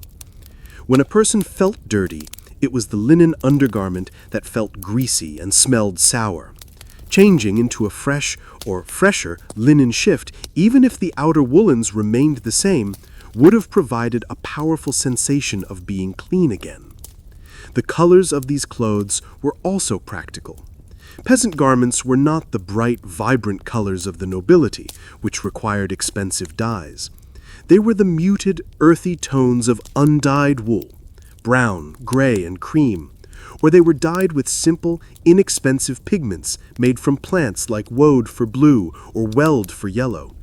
These earthy colors were excellent at hiding the stains and dirt of a life lived close to the soil. So when we picture a medieval peasant, we should not imagine them in a single filthy tunic. We should imagine them as a person of layers. A linen layer against the skin, absorbing the body's grime, a woolen layer on the outside, protecting them from the elements. It was a functional, sustainable, and intelligent system, perfectly adapted to their resources and their world. It was a wardrobe designed not for the wash, but for the long, hard wear of life itself. Bathhouses, real but rare. While the peasant in his village relied on a cold stream or a wooden tub in the kitchen for his rare baths, a different world of bathing existed in the bustling towns and cities of medieval Europe. This was the world of the public bathhouse, or stew.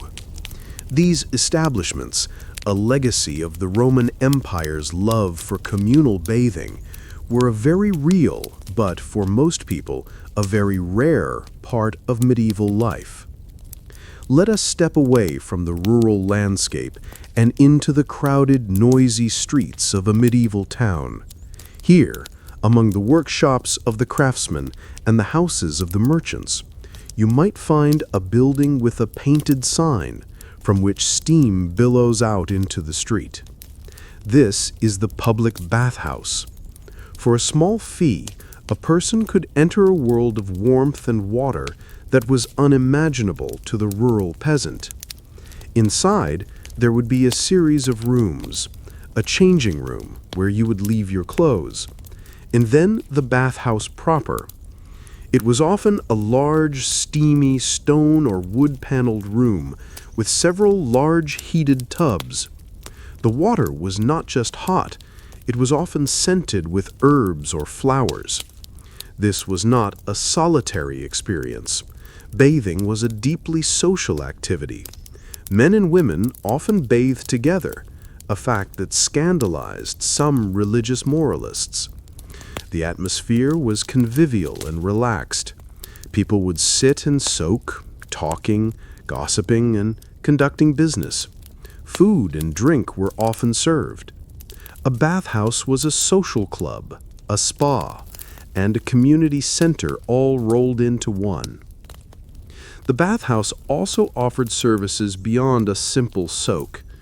Attendants were on hand to provide a vigorous scrub with a brush or a rough cloth. Barbers were often present, offering shaves, haircuts, and even minor surgical procedures like bloodletting or tooth pulling. For an extra fee, a bather could enjoy a massage with scented oils. For the urban dweller, the merchant, the artisan, the skilled laborer, a trip to the bathhouse was a weekly or monthly luxury. It was a way to wash away the grime of the city, to relax tired muscles, and to socialize with their peers. It was one of the great pleasures of town life. But it is crucial to understand that this world was almost entirely inaccessible to the vast majority of the population, the peasantry. A peasant lived their entire life in their village and the surrounding fields. A trip to the nearest town was a rare event, perhaps once or twice a year, to sell surplus grain at the market. The idea of spending their precious, hard-earned coin on something as frivolous as a public bath would have been absurd. Their money was needed for food, for taxes, for the tools of their trade. Furthermore, bathhouses developed a reputation that was not entirely wholesome. They were seen by many church leaders as places of decadence, idleness, and sin. The combination of nudity, alcohol, and the mixing of the sexes led to accusations that they were little more than brothels. Moralists preached against them, warning that such indulgence of the flesh would lead to the damnation of the soul. So, for the peasant, the bathhouse was a distant, almost mythical place. It was part of the strange and slightly sinful world of the city, a place they might hear about in stories, but would likely never experience. Their relationship with bathing remained tied to the natural world of the river and the domestic world of the kitchen tub. The existence of the bathhouse is an important reminder that the Middle Ages was not a monolithic period. There were vast differences in lifestyle, not just between the nobility and the peasantry, but between the urban and rural populations. The town dweller, with his access to markets, guilds, and public amenities like the bathhouse, lived in a world that was, in many ways, centuries ahead of his country cousin. But the bathhouse also reminds us of the universal human desire for the comfort of warm water. The pleasure of a hot bath, the feeling of being truly clean and relaxed, was something that people sought out even in a world that was, by our standards, incredibly dirty. It was a luxury, a social ritual, and for some, a moral hazard. But it was not, as is sometimes believed, completely absent from the medieval world. It was just reserved for the few who lived within the city walls. Monastic cleanliness, the soft chanting of monks, the rustle of robes. In our journey through the world of medieval hygiene, we have found that for most people, cleanliness was a rare and laborious affair. But there was one corner of society where order, ritual, and a surprising degree of sanitation were a central part of daily life. This was the monastery. While the peasant lived by the rhythm of the seasons, and the lord by the rhythm of war and feasting, the monk lived by the rhythm of the bell, a life dedicated to prayer, work, and a highly structured communal existence. Monasteries, particularly those of the Benedictine or Cistercian orders, were often marvels of medieval engineering and organization. They were self-sufficient communities, carefully planned and constructed. And this planning extended to the management of a resource that was a rare luxury for everyone else: water. Many monasteries were deliberately built near a river or a spring. Using their knowledge of Roman engineering, the monks would construct elaborate systems of aqueducts and channels to divert a constant stream of fresh water through the heart of the monastery complex. This running water was the key to their advanced level of hygiene. The centerpiece of this system was the lavatorium, or communal wash place. This was often a beautiful octagonal or circular fountain housed in a special chamber or in the cloister walkway. Here, before every meal and before certain church services, the monks would line up to wash their hands. A steady stream of clean water flowed from spouts into a stone trough. This was not the shared grimy basin of the peasant's hut. This was a place of constant flowing water, a symbol of both physical and spiritual purity. The act of washing was a mandatory ritual, a preparation for the sacred acts of eating in silence or entering the church for prayer. The monastery's water system also fed its latrines. Unlike the simple pit or field of the peasant, the monastic toilet, known as the reredorter, was often a long stone building with a row of wooden stalls, built directly over a channel of flowing water.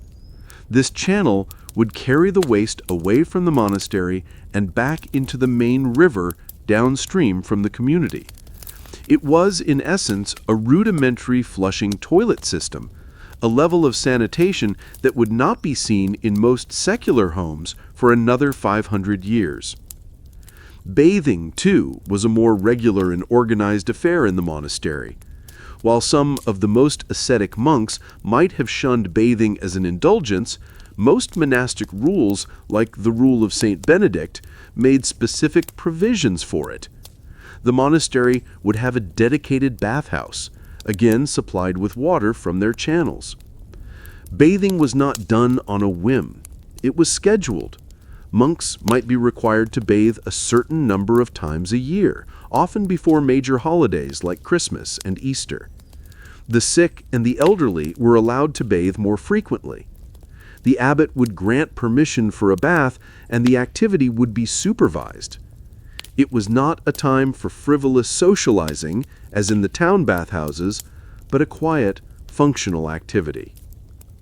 The monastery also had a dedicated laundry, where the monks' habits and linen undergarments were washed on a more regular basis than was possible in a peasant household. The flowing water made the laborious process of rinsing much easier. This emphasis on cleanliness was not driven by a modern understanding of germ theory. It was driven by a theological and philosophical belief in order. The monastic life was meant to be a reflection of the divine order of heaven. A well-ordered, clean, and smoothly running monastery was a microcosm of a well-ordered, divinely ruled universe. Dirt and chaos were seen as a reflection of the sin and disorder of the fallen secular world. Cleanliness was next to godliness not because it prevented disease, but because it was a physical manifestation of a disciplined and holy life. The monks were the keepers of knowledge, and this included practical knowledge of engineering, agriculture, and sanitation. Their clean water, their flushing latrines, and their scheduled baths set them apart from the world outside their walls. They lived in a bubble of relative cleanliness and order, a quiet, well-scrubbed island in the middle of a vast and muddy medieval sea. Children, dirt, and inoculation by nature. Let us turn our attention now to the smallest inhabitants of the medieval village, the children. In a world where every adult was marked by the dirt of their labor, children were even more deeply immersed in the earth. Their lives, from their first crawling explorations to their youthful games, were lived in intimate, unfiltered contact with the soil, the animals, and the accumulated grime of their environment. From our modern perspective, a medieval childhood can seem terrifyingly unsanitary. Toddlers would crawl on the damp earth floor of the cottage, sharing the space with chickens and dogs. They would put dusty, unwashed hands into their mouths. They would play barefoot in the muddy village lanes, amidst the animal droppings and the household waste. A cut or a scrape from a fall was a common occurrence, and it would be cleaned, if at all, with a spit and a wipe from a dirty sleeve. This constant exposure to a world teeming with microbes meant that childhood was an incredibly perilous time. Infant and child mortality rates were staggeringly high. Many children succumbed to diseases like dysentery, diphtheria, and a host of other infections that are now easily preventable or treatable. A family that had 6 children might count themselves lucky if 3 survived to adulthood. This was a harsh and tragic reality. But it is also possible to look at this situation from a different biological perspective. The children who did survive this gauntlet of pathogens did so because they built up incredibly robust immune systems. Their constant low-level exposure to a vast array of bacteria and viruses from a very young age acted as a form of natural, if brutal, inoculation. Their bodies learned to fight. Every day was a training exercise for their immune systems. The dirt they ate, the river water they drank, the animal dander they breathed, it all presented a challenge that their bodies had to meet and overcome. Those with weaker constitutions or less resilient immune systems were weeded out. Those who survived emerged with a hardiness that is difficult for us, in our sanitized world, to comprehend. This was not a conscious strategy, of course. No medieval parent thought, "I will expose my child to dirt to make them stronger." They simply lived their lives, and their children lived alongside them. They did not have the knowledge or the resources to create a sterile environment, nor would they have seen the point in it. Childhood itself was also viewed differently. The modern idea of childhood as a special, protected state of innocence was not as developed. Children, once they were past infancy, were seen as small adults. They were expected to contribute to the household economy as soon as they were able. A 5-year-old would be tasked with watching the geese. A 7-year-old would be helping with the weeding or the spinning. Their work was, like their parents', a work of the earth. Their play, too, was earthy. They made mud pies.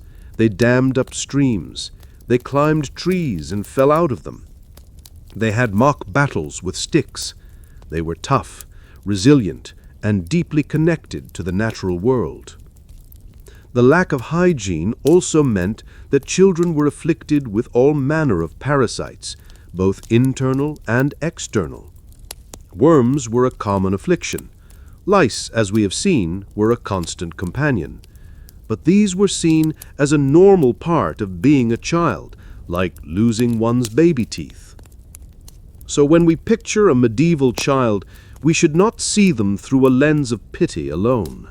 Yes, their lives were fragile and fraught with danger. But we should also see them as incredibly resilient. They were survivors. They were the products of a harsh, unyielding process of natural selection. The dirt that they played in, the dirt that threatened their lives, was the very substance that, for the survivors, forged their strength. They were, quite literally, children of the earth. Nighttime cleanliness?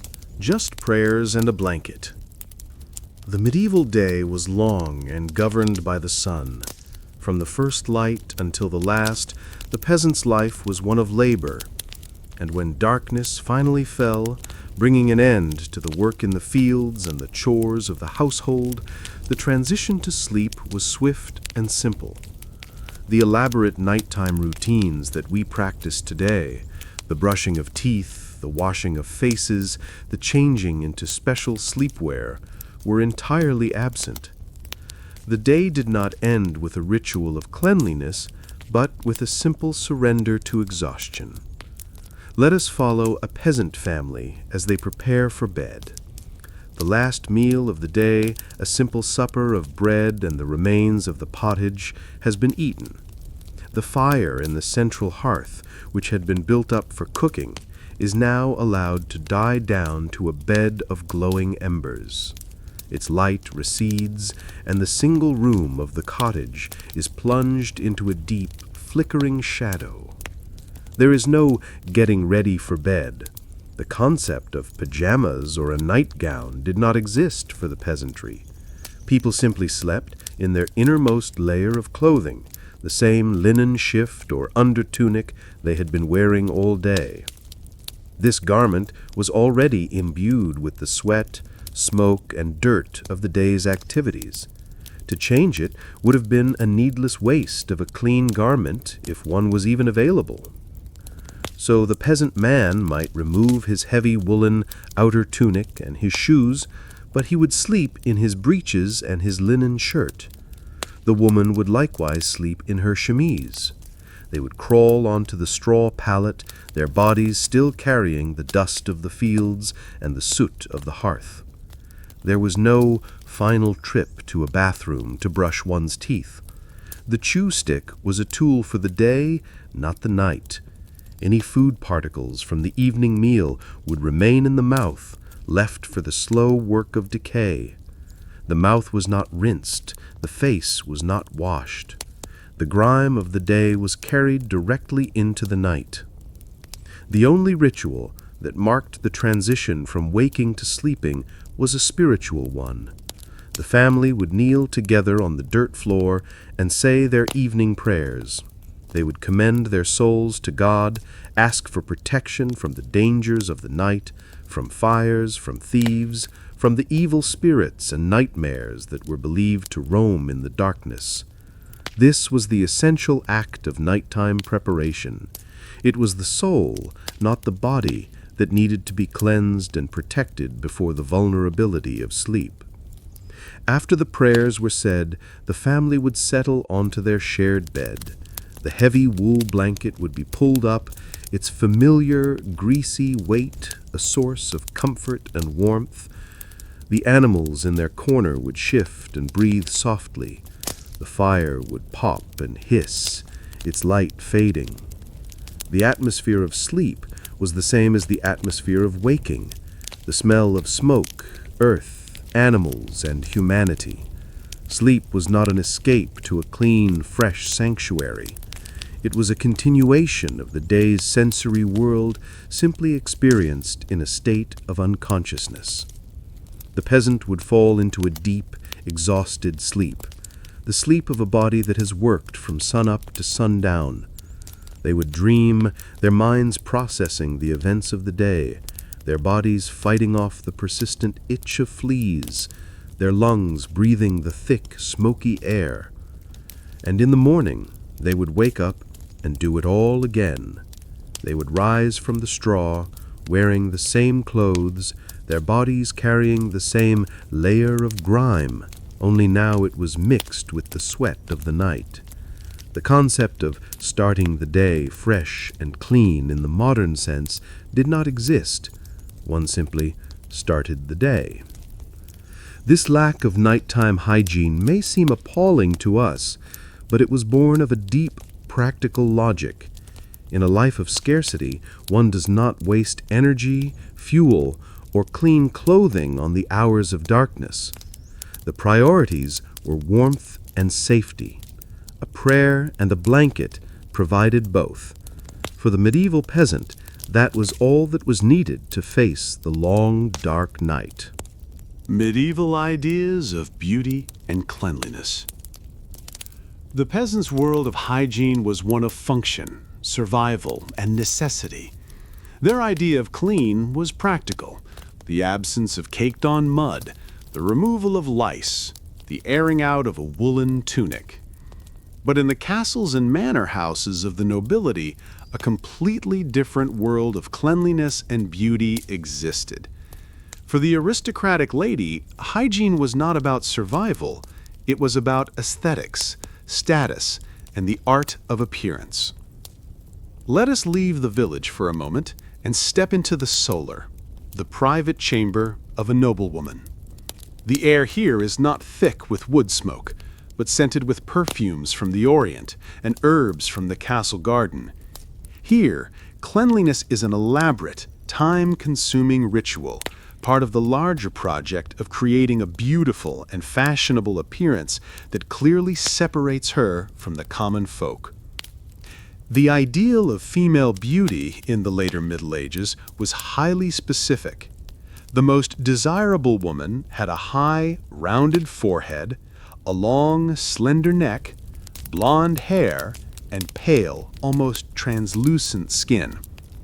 Achieving this look required a dedicated and often painful beauty regimen.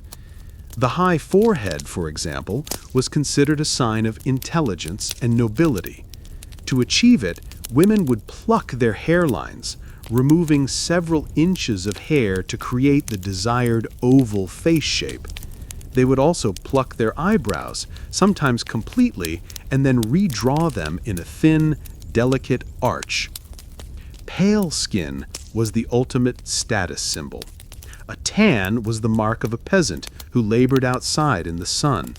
A noblewoman's pale skin was proof that she lived a life of leisure, indoors, shielded from the elements.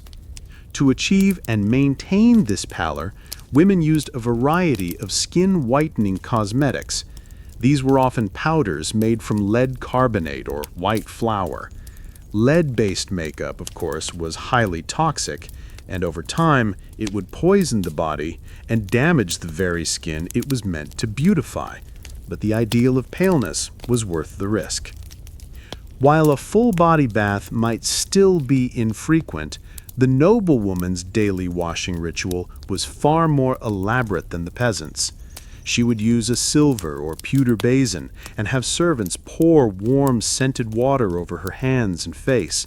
The water would be infused with rose petals, lavender, or other fragrant flowers. Her soap would be a mild, expensive variety, imported from Spain or the Middle East, made with olive oil instead of animal fat. Her towels would be of the finest, softest linen. Her hair would be washed more frequently with special shampoos made from egg yolks or wine. It would be rinsed with herbal infusions to bring out its color and shine. And her teeth, while still cleaned with a cloth and powder, would be scrubbed with more refined substances, and her breath sweetened with expensive spices. Perfume was essential. A noblewoman would have a collection of scents worn on the body, sewn into the clothing in small sachets, and used to scent the air of her chambers. This was not just about smelling pleasant, it was a form of good air hygiene, a personal shield against the foul and dangerous stenches of the medieval world. This intense focus on the face, the hands, and the scent created a specific kind of cleanliness. It was a cleanliness of the parts of the body that were visible and presented to the world. It was about creating an illusion of purity and delicacy. What lay beneath the fine silk and velvet gowns was less important, as long as the visible presentation was flawless. This stark contrast between the peasant and the noblewoman highlights the immense social chasm of the medieval world. For the peasant woman, her body was a tool for labor. Her hands were calloused, her face was weathered by the sun, and her beauty was measured in her strength and her fertility. For the noblewoman, her body was an ornament, a canvas for the display of her family's wealth and status. The peasant's hygiene was about function. The noblewoman's was about form. One was rooted in the earth, the other in the complex and artificial world of courtly society. They were two different worlds, two different realities, and two completely different understandings of what it meant to be clean. When hygiene became moral. For most of the Middle Ages, as we have seen, dirt on a peasant's hands was a simple fact of life, a sign of honest labor. It was not a moral issue. But as the medieval period drew to a close, and the first light of the Renaissance and the Reformation began to dawn, a subtle but profound shift started to occur. Dirt was no longer just dirt. It began to be seen as a sign of something more, a sign of laziness, of disorder, and even of sin. Hygiene was beginning its long journey to becoming a moral imperative. This change did not happen overnight. It was a slow, creeping evolution of ideas driven by several powerful social and religious forces. One of the most significant was the rise of a new urban middle class. In the growing towns and cities, merchants, master craftsmen, and bureaucrats were accumulating wealth and influence. These were people whose work was often done indoors, whose hands were not calloused by the plow, and whose success depended on order, accountancy, and a reputation for reliability. For this new class, cleanliness became a way to distinguish themselves. It was a visual sign that they were not common laborers. A clean home, clean clothes, and clean hands were markers of prosperity and respectability. They were part of a new bourgeois value system that prized order, discipline, and control over one's environment. Dirt came to be associated with the rural peasantry and the urban poor, with a life that was seen as chaotic, undisciplined, and less civilized. This social shift was powerfully reinforced by religious changes, particularly the Protestant Reformation in the 16th century. Protestant leaders like Martin Luther and John Calvin placed a huge emphasis on diligence, sobriety, and a well-ordered life as signs of a person's faith. Idleness was a sin. A chaotic, dirty home was seen as a reflection of a chaotic, lazy soul. The old Catholic emphasis on grand rituals and sacraments was replaced by a new focus on the quiet, daily practice of a godly life. And a clean and orderly household was seen as a godly household. The popular phrase, "cleanliness is next to godliness," though it was first written down later, perfectly captures the spirit of this emerging Protestant ethic. The housewife, who kept her floors scrubbed and her linen white, was not just being a good homemaker, she was performing a religious duty. This new morality of hygiene began to seep into the wider culture.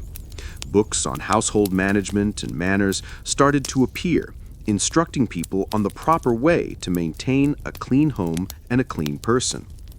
Dirt became associated with moral laxity, while cleanliness was associated with virtue, self-respect, and piety.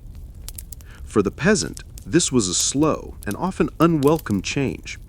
Their lives were still defined by the hard, dirty realities of agricultural labor. They did not have the resources or the time to meet these new, rising standards of cleanliness. But the cultural pressure was there. The local priest, influenced by new ideas, might preach about the virtues of a clean home. The Lord's steward might look down on a family whose cottage was not kept in good order.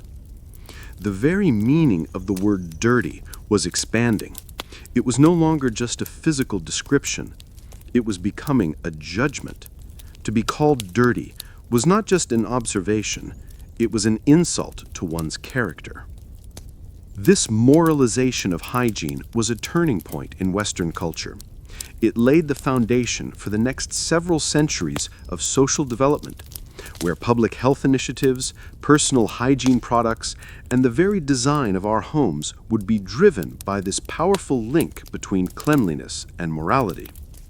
The peasant, still living a life dictated by the sun and the soil, was caught in the cross-currents of this change. Their practical, functional relationship with dirt was slowly being reframed as a moral failing. The world was beginning to be divided, not just into rich and poor, but into the clean and the unclean, a division that carried a heavy weight of social and spiritual judgment. The simple mud on a farmer's boots was no longer just a sign of his work. It was becoming a stain on his character. Bathing feared after the plague. In the middle of the 14th century, a catastrophe of unimaginable proportions swept across Europe. The Black Death, a virulent plague, wiped out as much as half the population in just a few short years. It was a trauma that scarred the medieval psyche, changing not only the social and economic landscape, but also the very way people thought about their bodies and their health. And one of the most surprising casualties of the plague was the practice of bathing. Before the Black Death, as we have seen, bathing was a recognized, if sometimes infrequent, practice. The public bathhouses in the towns were popular social centers, and even the peasantry understood the value of a bath on special occasions. But in the fearful decades that followed the Great Pestilence, a new medical theory took hold, a theory that transformed the bath from a source of pleasure and cleanliness into a gateway for death. The dominant medical theory of the time was, as we have learned, the miasma theory. Disease was believed to be carried on bad air, a poisonous vapor that rose from filth and decay. When the plague struck, doctors and scholars desperately tried to understand how this deadly miasma entered the body. They observed that the plague often seemed to strike in the hot, humid summer months, and they came to a terrifying conclusion. They reasoned that hot water and the steam that rises from it opens up the pores of the skin. A person's skin was seen as a protective barrier, a suit of armor against the hostile outside world. The doctors theorized that when a person took a hot bath, their pores would open wide, creating thousands of tiny doorways through which the deadly plague miasma could enter the body and infect them. This idea spread like wildfire. Suddenly, bathing, especially in hot water, was seen as an incredibly dangerous, even suicidal act. Public bathhouses, once centers of social life, were now viewed with terror. They were seen as breeding grounds for the plague, places where people foolishly exposed themselves to the pestilential air. Civic authorities across Europe began to shut them down, citing them as a threat to public health. The fear was palpable. To immerse yourself in a hot bath was to invite death to seep through your skin. This belief persisted for centuries, long after the Black Death had subsided. It fundamentally changed European attitudes towards hygiene. In place of wet bathing, a new emphasis was placed on dry washing. Cleanliness became about what you could do without water. This meant a greater emphasis on the quality and cleanliness of one's linen. A clean linen shirt was believed to not only absorb the body's dirt, but to have a purifying effect. People of means would change their linen undergarments daily, believing this was a more effective and far safer way to stay clean than washing the skin itself. The body would be rubbed down vigorously with a dry or slightly damp cloth. Perfumes, scented powders, and aromatic waters became even more popular among the wealthy, not just to smell good, a way to create a personal cloud of good air to protect oneself from the dangerous miasma of the outside world. For the peasantry, this new medical fear probably changed their habits very little. They already bathed infrequently, and their cold water splashes in the river were not seen as being as dangerous as a hot, pore-opening soak. But the official sanction against bathing, coming from the doctors and the authorities, would have reinforced their existing practices. It confirmed that avoiding baths was not a sign of neglect, but a prudent health measure. This post-plague fear of bathing is a powerful example of how a major historical event can shape the most intimate details of daily life. It is a reminder that common sense about health is always a product of its time. Based on the knowledge they had, the fear of bathing was perfectly logical. It was a rational response to an irrational terror. The great bathhouses of medieval Europe, which had carried on a tradition stretching back to ancient Rome, largely vanished. And for the next 300 years, Europe would become a civilization that was, on the whole, deeply suspicious of the simple act of taking a bath. The Black Death had not only killed millions of people, it had, for a time, killed the very idea of being clean with water. Festivals and holiday washing. While the daily life of a medieval peasant was a study in the acceptance of dirt, there were special times, moments in the calendar, when the ordinary rules were suspended. These were the great religious festivals, the holy days that marked the turning of the year. Christmas, Easter, Whitsun, these were not just times for feasting and prayer. They were times for great ritual cleansing, a washing of both the body and the world in preparation for a sacred event. For the peasant, the year was not just a succession of months, but a cycle of fasts and feasts, of lean times and celebratory times, all dictated by the Christian calendar. These festivals were the bright spots in a life of monotonous labor. They were a time to rest from work in the fields, to gather with the community, to eat better food than usual, and to present oneself before God in the village church. And one did not go to meet God in a state of everyday grime. In the days leading up to a major festival like Easter, a flurry of special activity would sweep through the village. It was a time of house cleaning. The dirt floor of the cottage might be swept clean, and fresh rushes or straw, often scented with fragrant herbs like lavender or meadowsweet, would be laid down. The walls might be whitewashed, the simple lime paint brightening the smoky interior and acting as a mild disinfectant.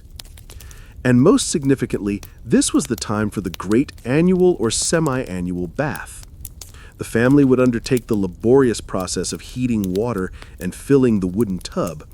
This was not just about getting clean, it was a ritual of purification. To wash the body before Easter was to participate, in a small way, in the themes of death and rebirth, of washing away the old and emerging new and clean for the holy day. This was also the time for a haircut or a shave. A peasant man who might go for months with a shaggy beard and unkempt hair would take the opportunity to have a trim. This was often done by a neighbor with a sharp knife or shears.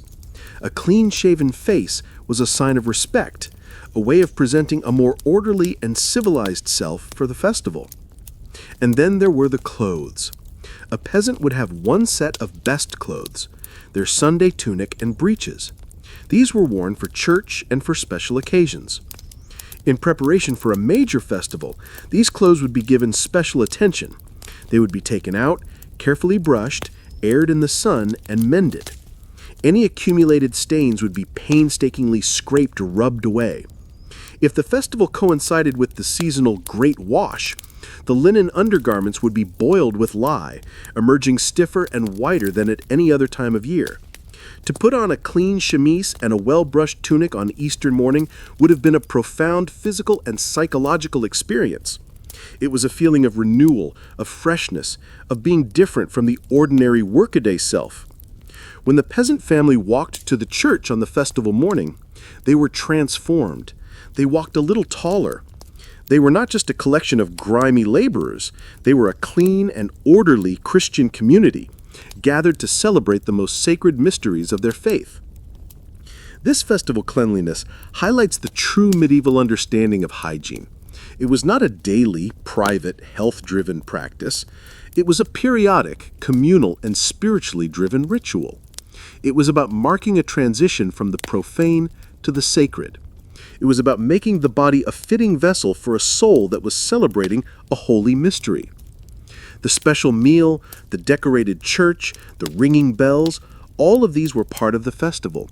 But so was the feeling of a scrubbed face, the unfamiliar smoothness of a shaven chin, and the rare comfort of a clean linen shift against the skin. It was a brief, cherished state of grace, a fleeting moment of purity in a life that was, for all the other days of the year, defined by dirt. And the sound of cheerful bells and music swells and then gently fades. Cleanliness in death, not life. Sound of a single slow bell tolling, water being gently poured, and cloth sponging. We have seen how a medieval peasant lived, worked, and slept in a world of dirt and dust. We have seen how their rare baths were tied to festivals and celebrations. But there was one final universal occasion that demanded a thorough and meticulous act of washing. This was the moment of death. The final bath, the washing of the corpse, was often the most careful and respectful cleaning a person would receive in their entire life. When a person died in the village, the body was not immediately taken away by a stranger. The care of the dead was a final act of service performed by the family, most often the women. It was a solemn, hands-on ritual, steeped in tradition and a profound sense of spiritual duty.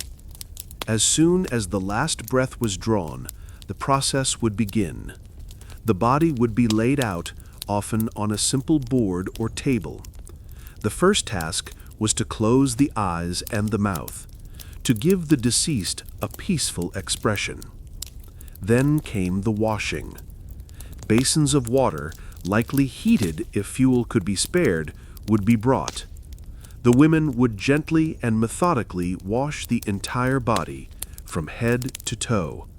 They would use soft linen cloths, cleaning away the grime of the final illness and the accumulated dirt of a lifetime. This was an act of immense tenderness and respect. It was the last physical service one could perform for a loved one. This washing was deeply symbolic. On one level, it was about preparing the body for public viewing. The deceased would often be laid out in the cottage for a day or two before the funeral, and friends and neighbors would come to pay their respects.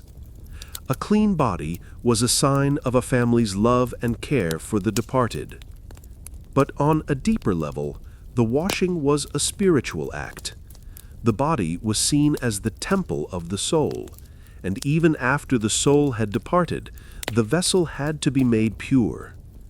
The soul was about to embark on its final journey to face the judgment of God. It was believed that the state of the body could reflect on the state of the soul. To send a loved one off on this journey in a state of filth was unthinkable. The final washing was a way of helping to ensure a smooth and peaceful passage into the next world. After the body was thoroughly washed, it would be dressed for burial. This was not in their old work-stained clothes. The deceased was dressed in a simple, clean garment called a shroud. This was typically a long robe made of new linen. Linen, with its associations of purity and its use in the burial of Christ himself, was the traditional fabric for this purpose. The body would be wrapped carefully in this shroud, a final swaddling for its return to the earth. The entire process was a quiet, solemn, and communal affair. The women of the village would help each other, sharing their knowledge of the proper rituals. They would say prayers as they worked, their hands performing a final, gentle act of love. This focus on cleanliness in death stands in sharp contrast to the general acceptance of dirt in life. It reveals what was truly important to the medieval mind. The daily grime of the living body was a temporary earthly condition, but death was a permanent spiritual transition. It was the moment of ultimate importance, the gateway to eternity. And for this moment, only the purest state would do. The body, which had toiled in the soil and been stained by labor, was, in the end, returned to a state of grace through the simple, sacred act of washing. It was a final baptism, a last, loving preparation for the long sleep in the consecrated ground of the churchyard. Peasants then and now, redefining dirty. Our slow walk through the medieval world of hygiene has come to its conclusion.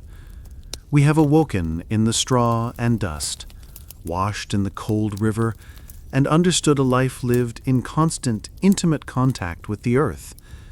We have seen how cleanliness was a matter of ritual, of social status, and of spiritual belief, far more than it was a matter of health. And now, as we return to our own time, to our world of sterile surfaces, daily showers, and antibacterial soap, we are left with a final, quiet thought.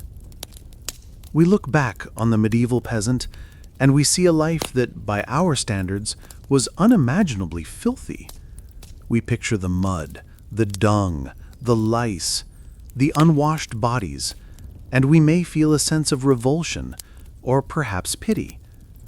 We see a world plagued by diseases that we have long since conquered, and we attribute it, correctly, to their lack of sanitation. But in making this judgment, we risk missing something essential. We risk forgetting the incredible, bone-deep resilience of these people. They were not fragile. They were survivors, forged in a world that would have broken most of us within a week. Their bodies were tough, their immune systems were powerful, and their minds were adapted to a reality that we can barely comprehend. They lived in a closed-loop system, a sustainable, organic cycle that we have now lost. Their waste fertilized their fields. Their clothes were made from the animals they raised and the plants they grew. Their tools were simple, their resources were few, but their knowledge of their own environment was profound. They knew which herbs could soothe a fever, which wood made the best fire, and how to read the clouds for a coming storm. We live in a world that is, by their standards, impossibly clean. We have banished the dirt, the germs, and the parasites. We have created a bubble of sanitized comfort around ourselves. And in doing so, we have gained so much. Longer lives, freedom from many diseases, a level of physical comfort they could not have dreamed of.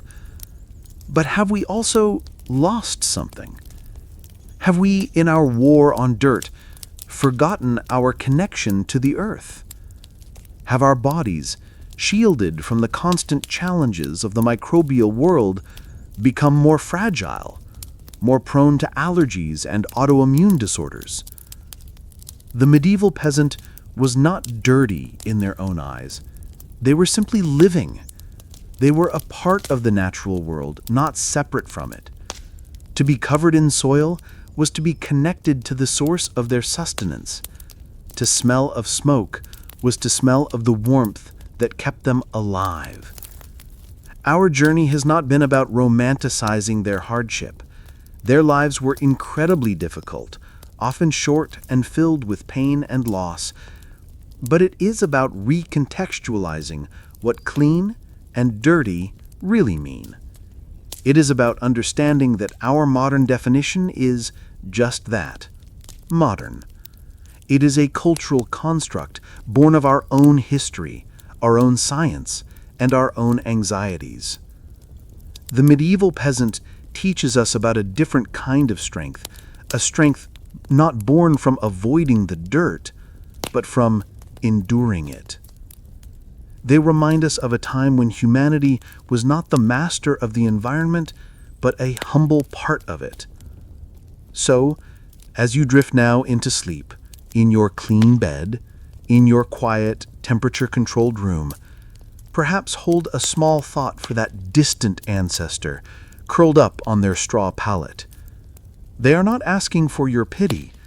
They are a quiet, powerful testament to the toughness of the human spirit, a reminder of the long, hard, and dusty road we have traveled to get to where we are today. Their world is gone, but the echo of their resilience remains, and in that there is a strange and profound kind of beauty. Thank you for joining us on this journey. May your rest be deep and your dreams be peaceful.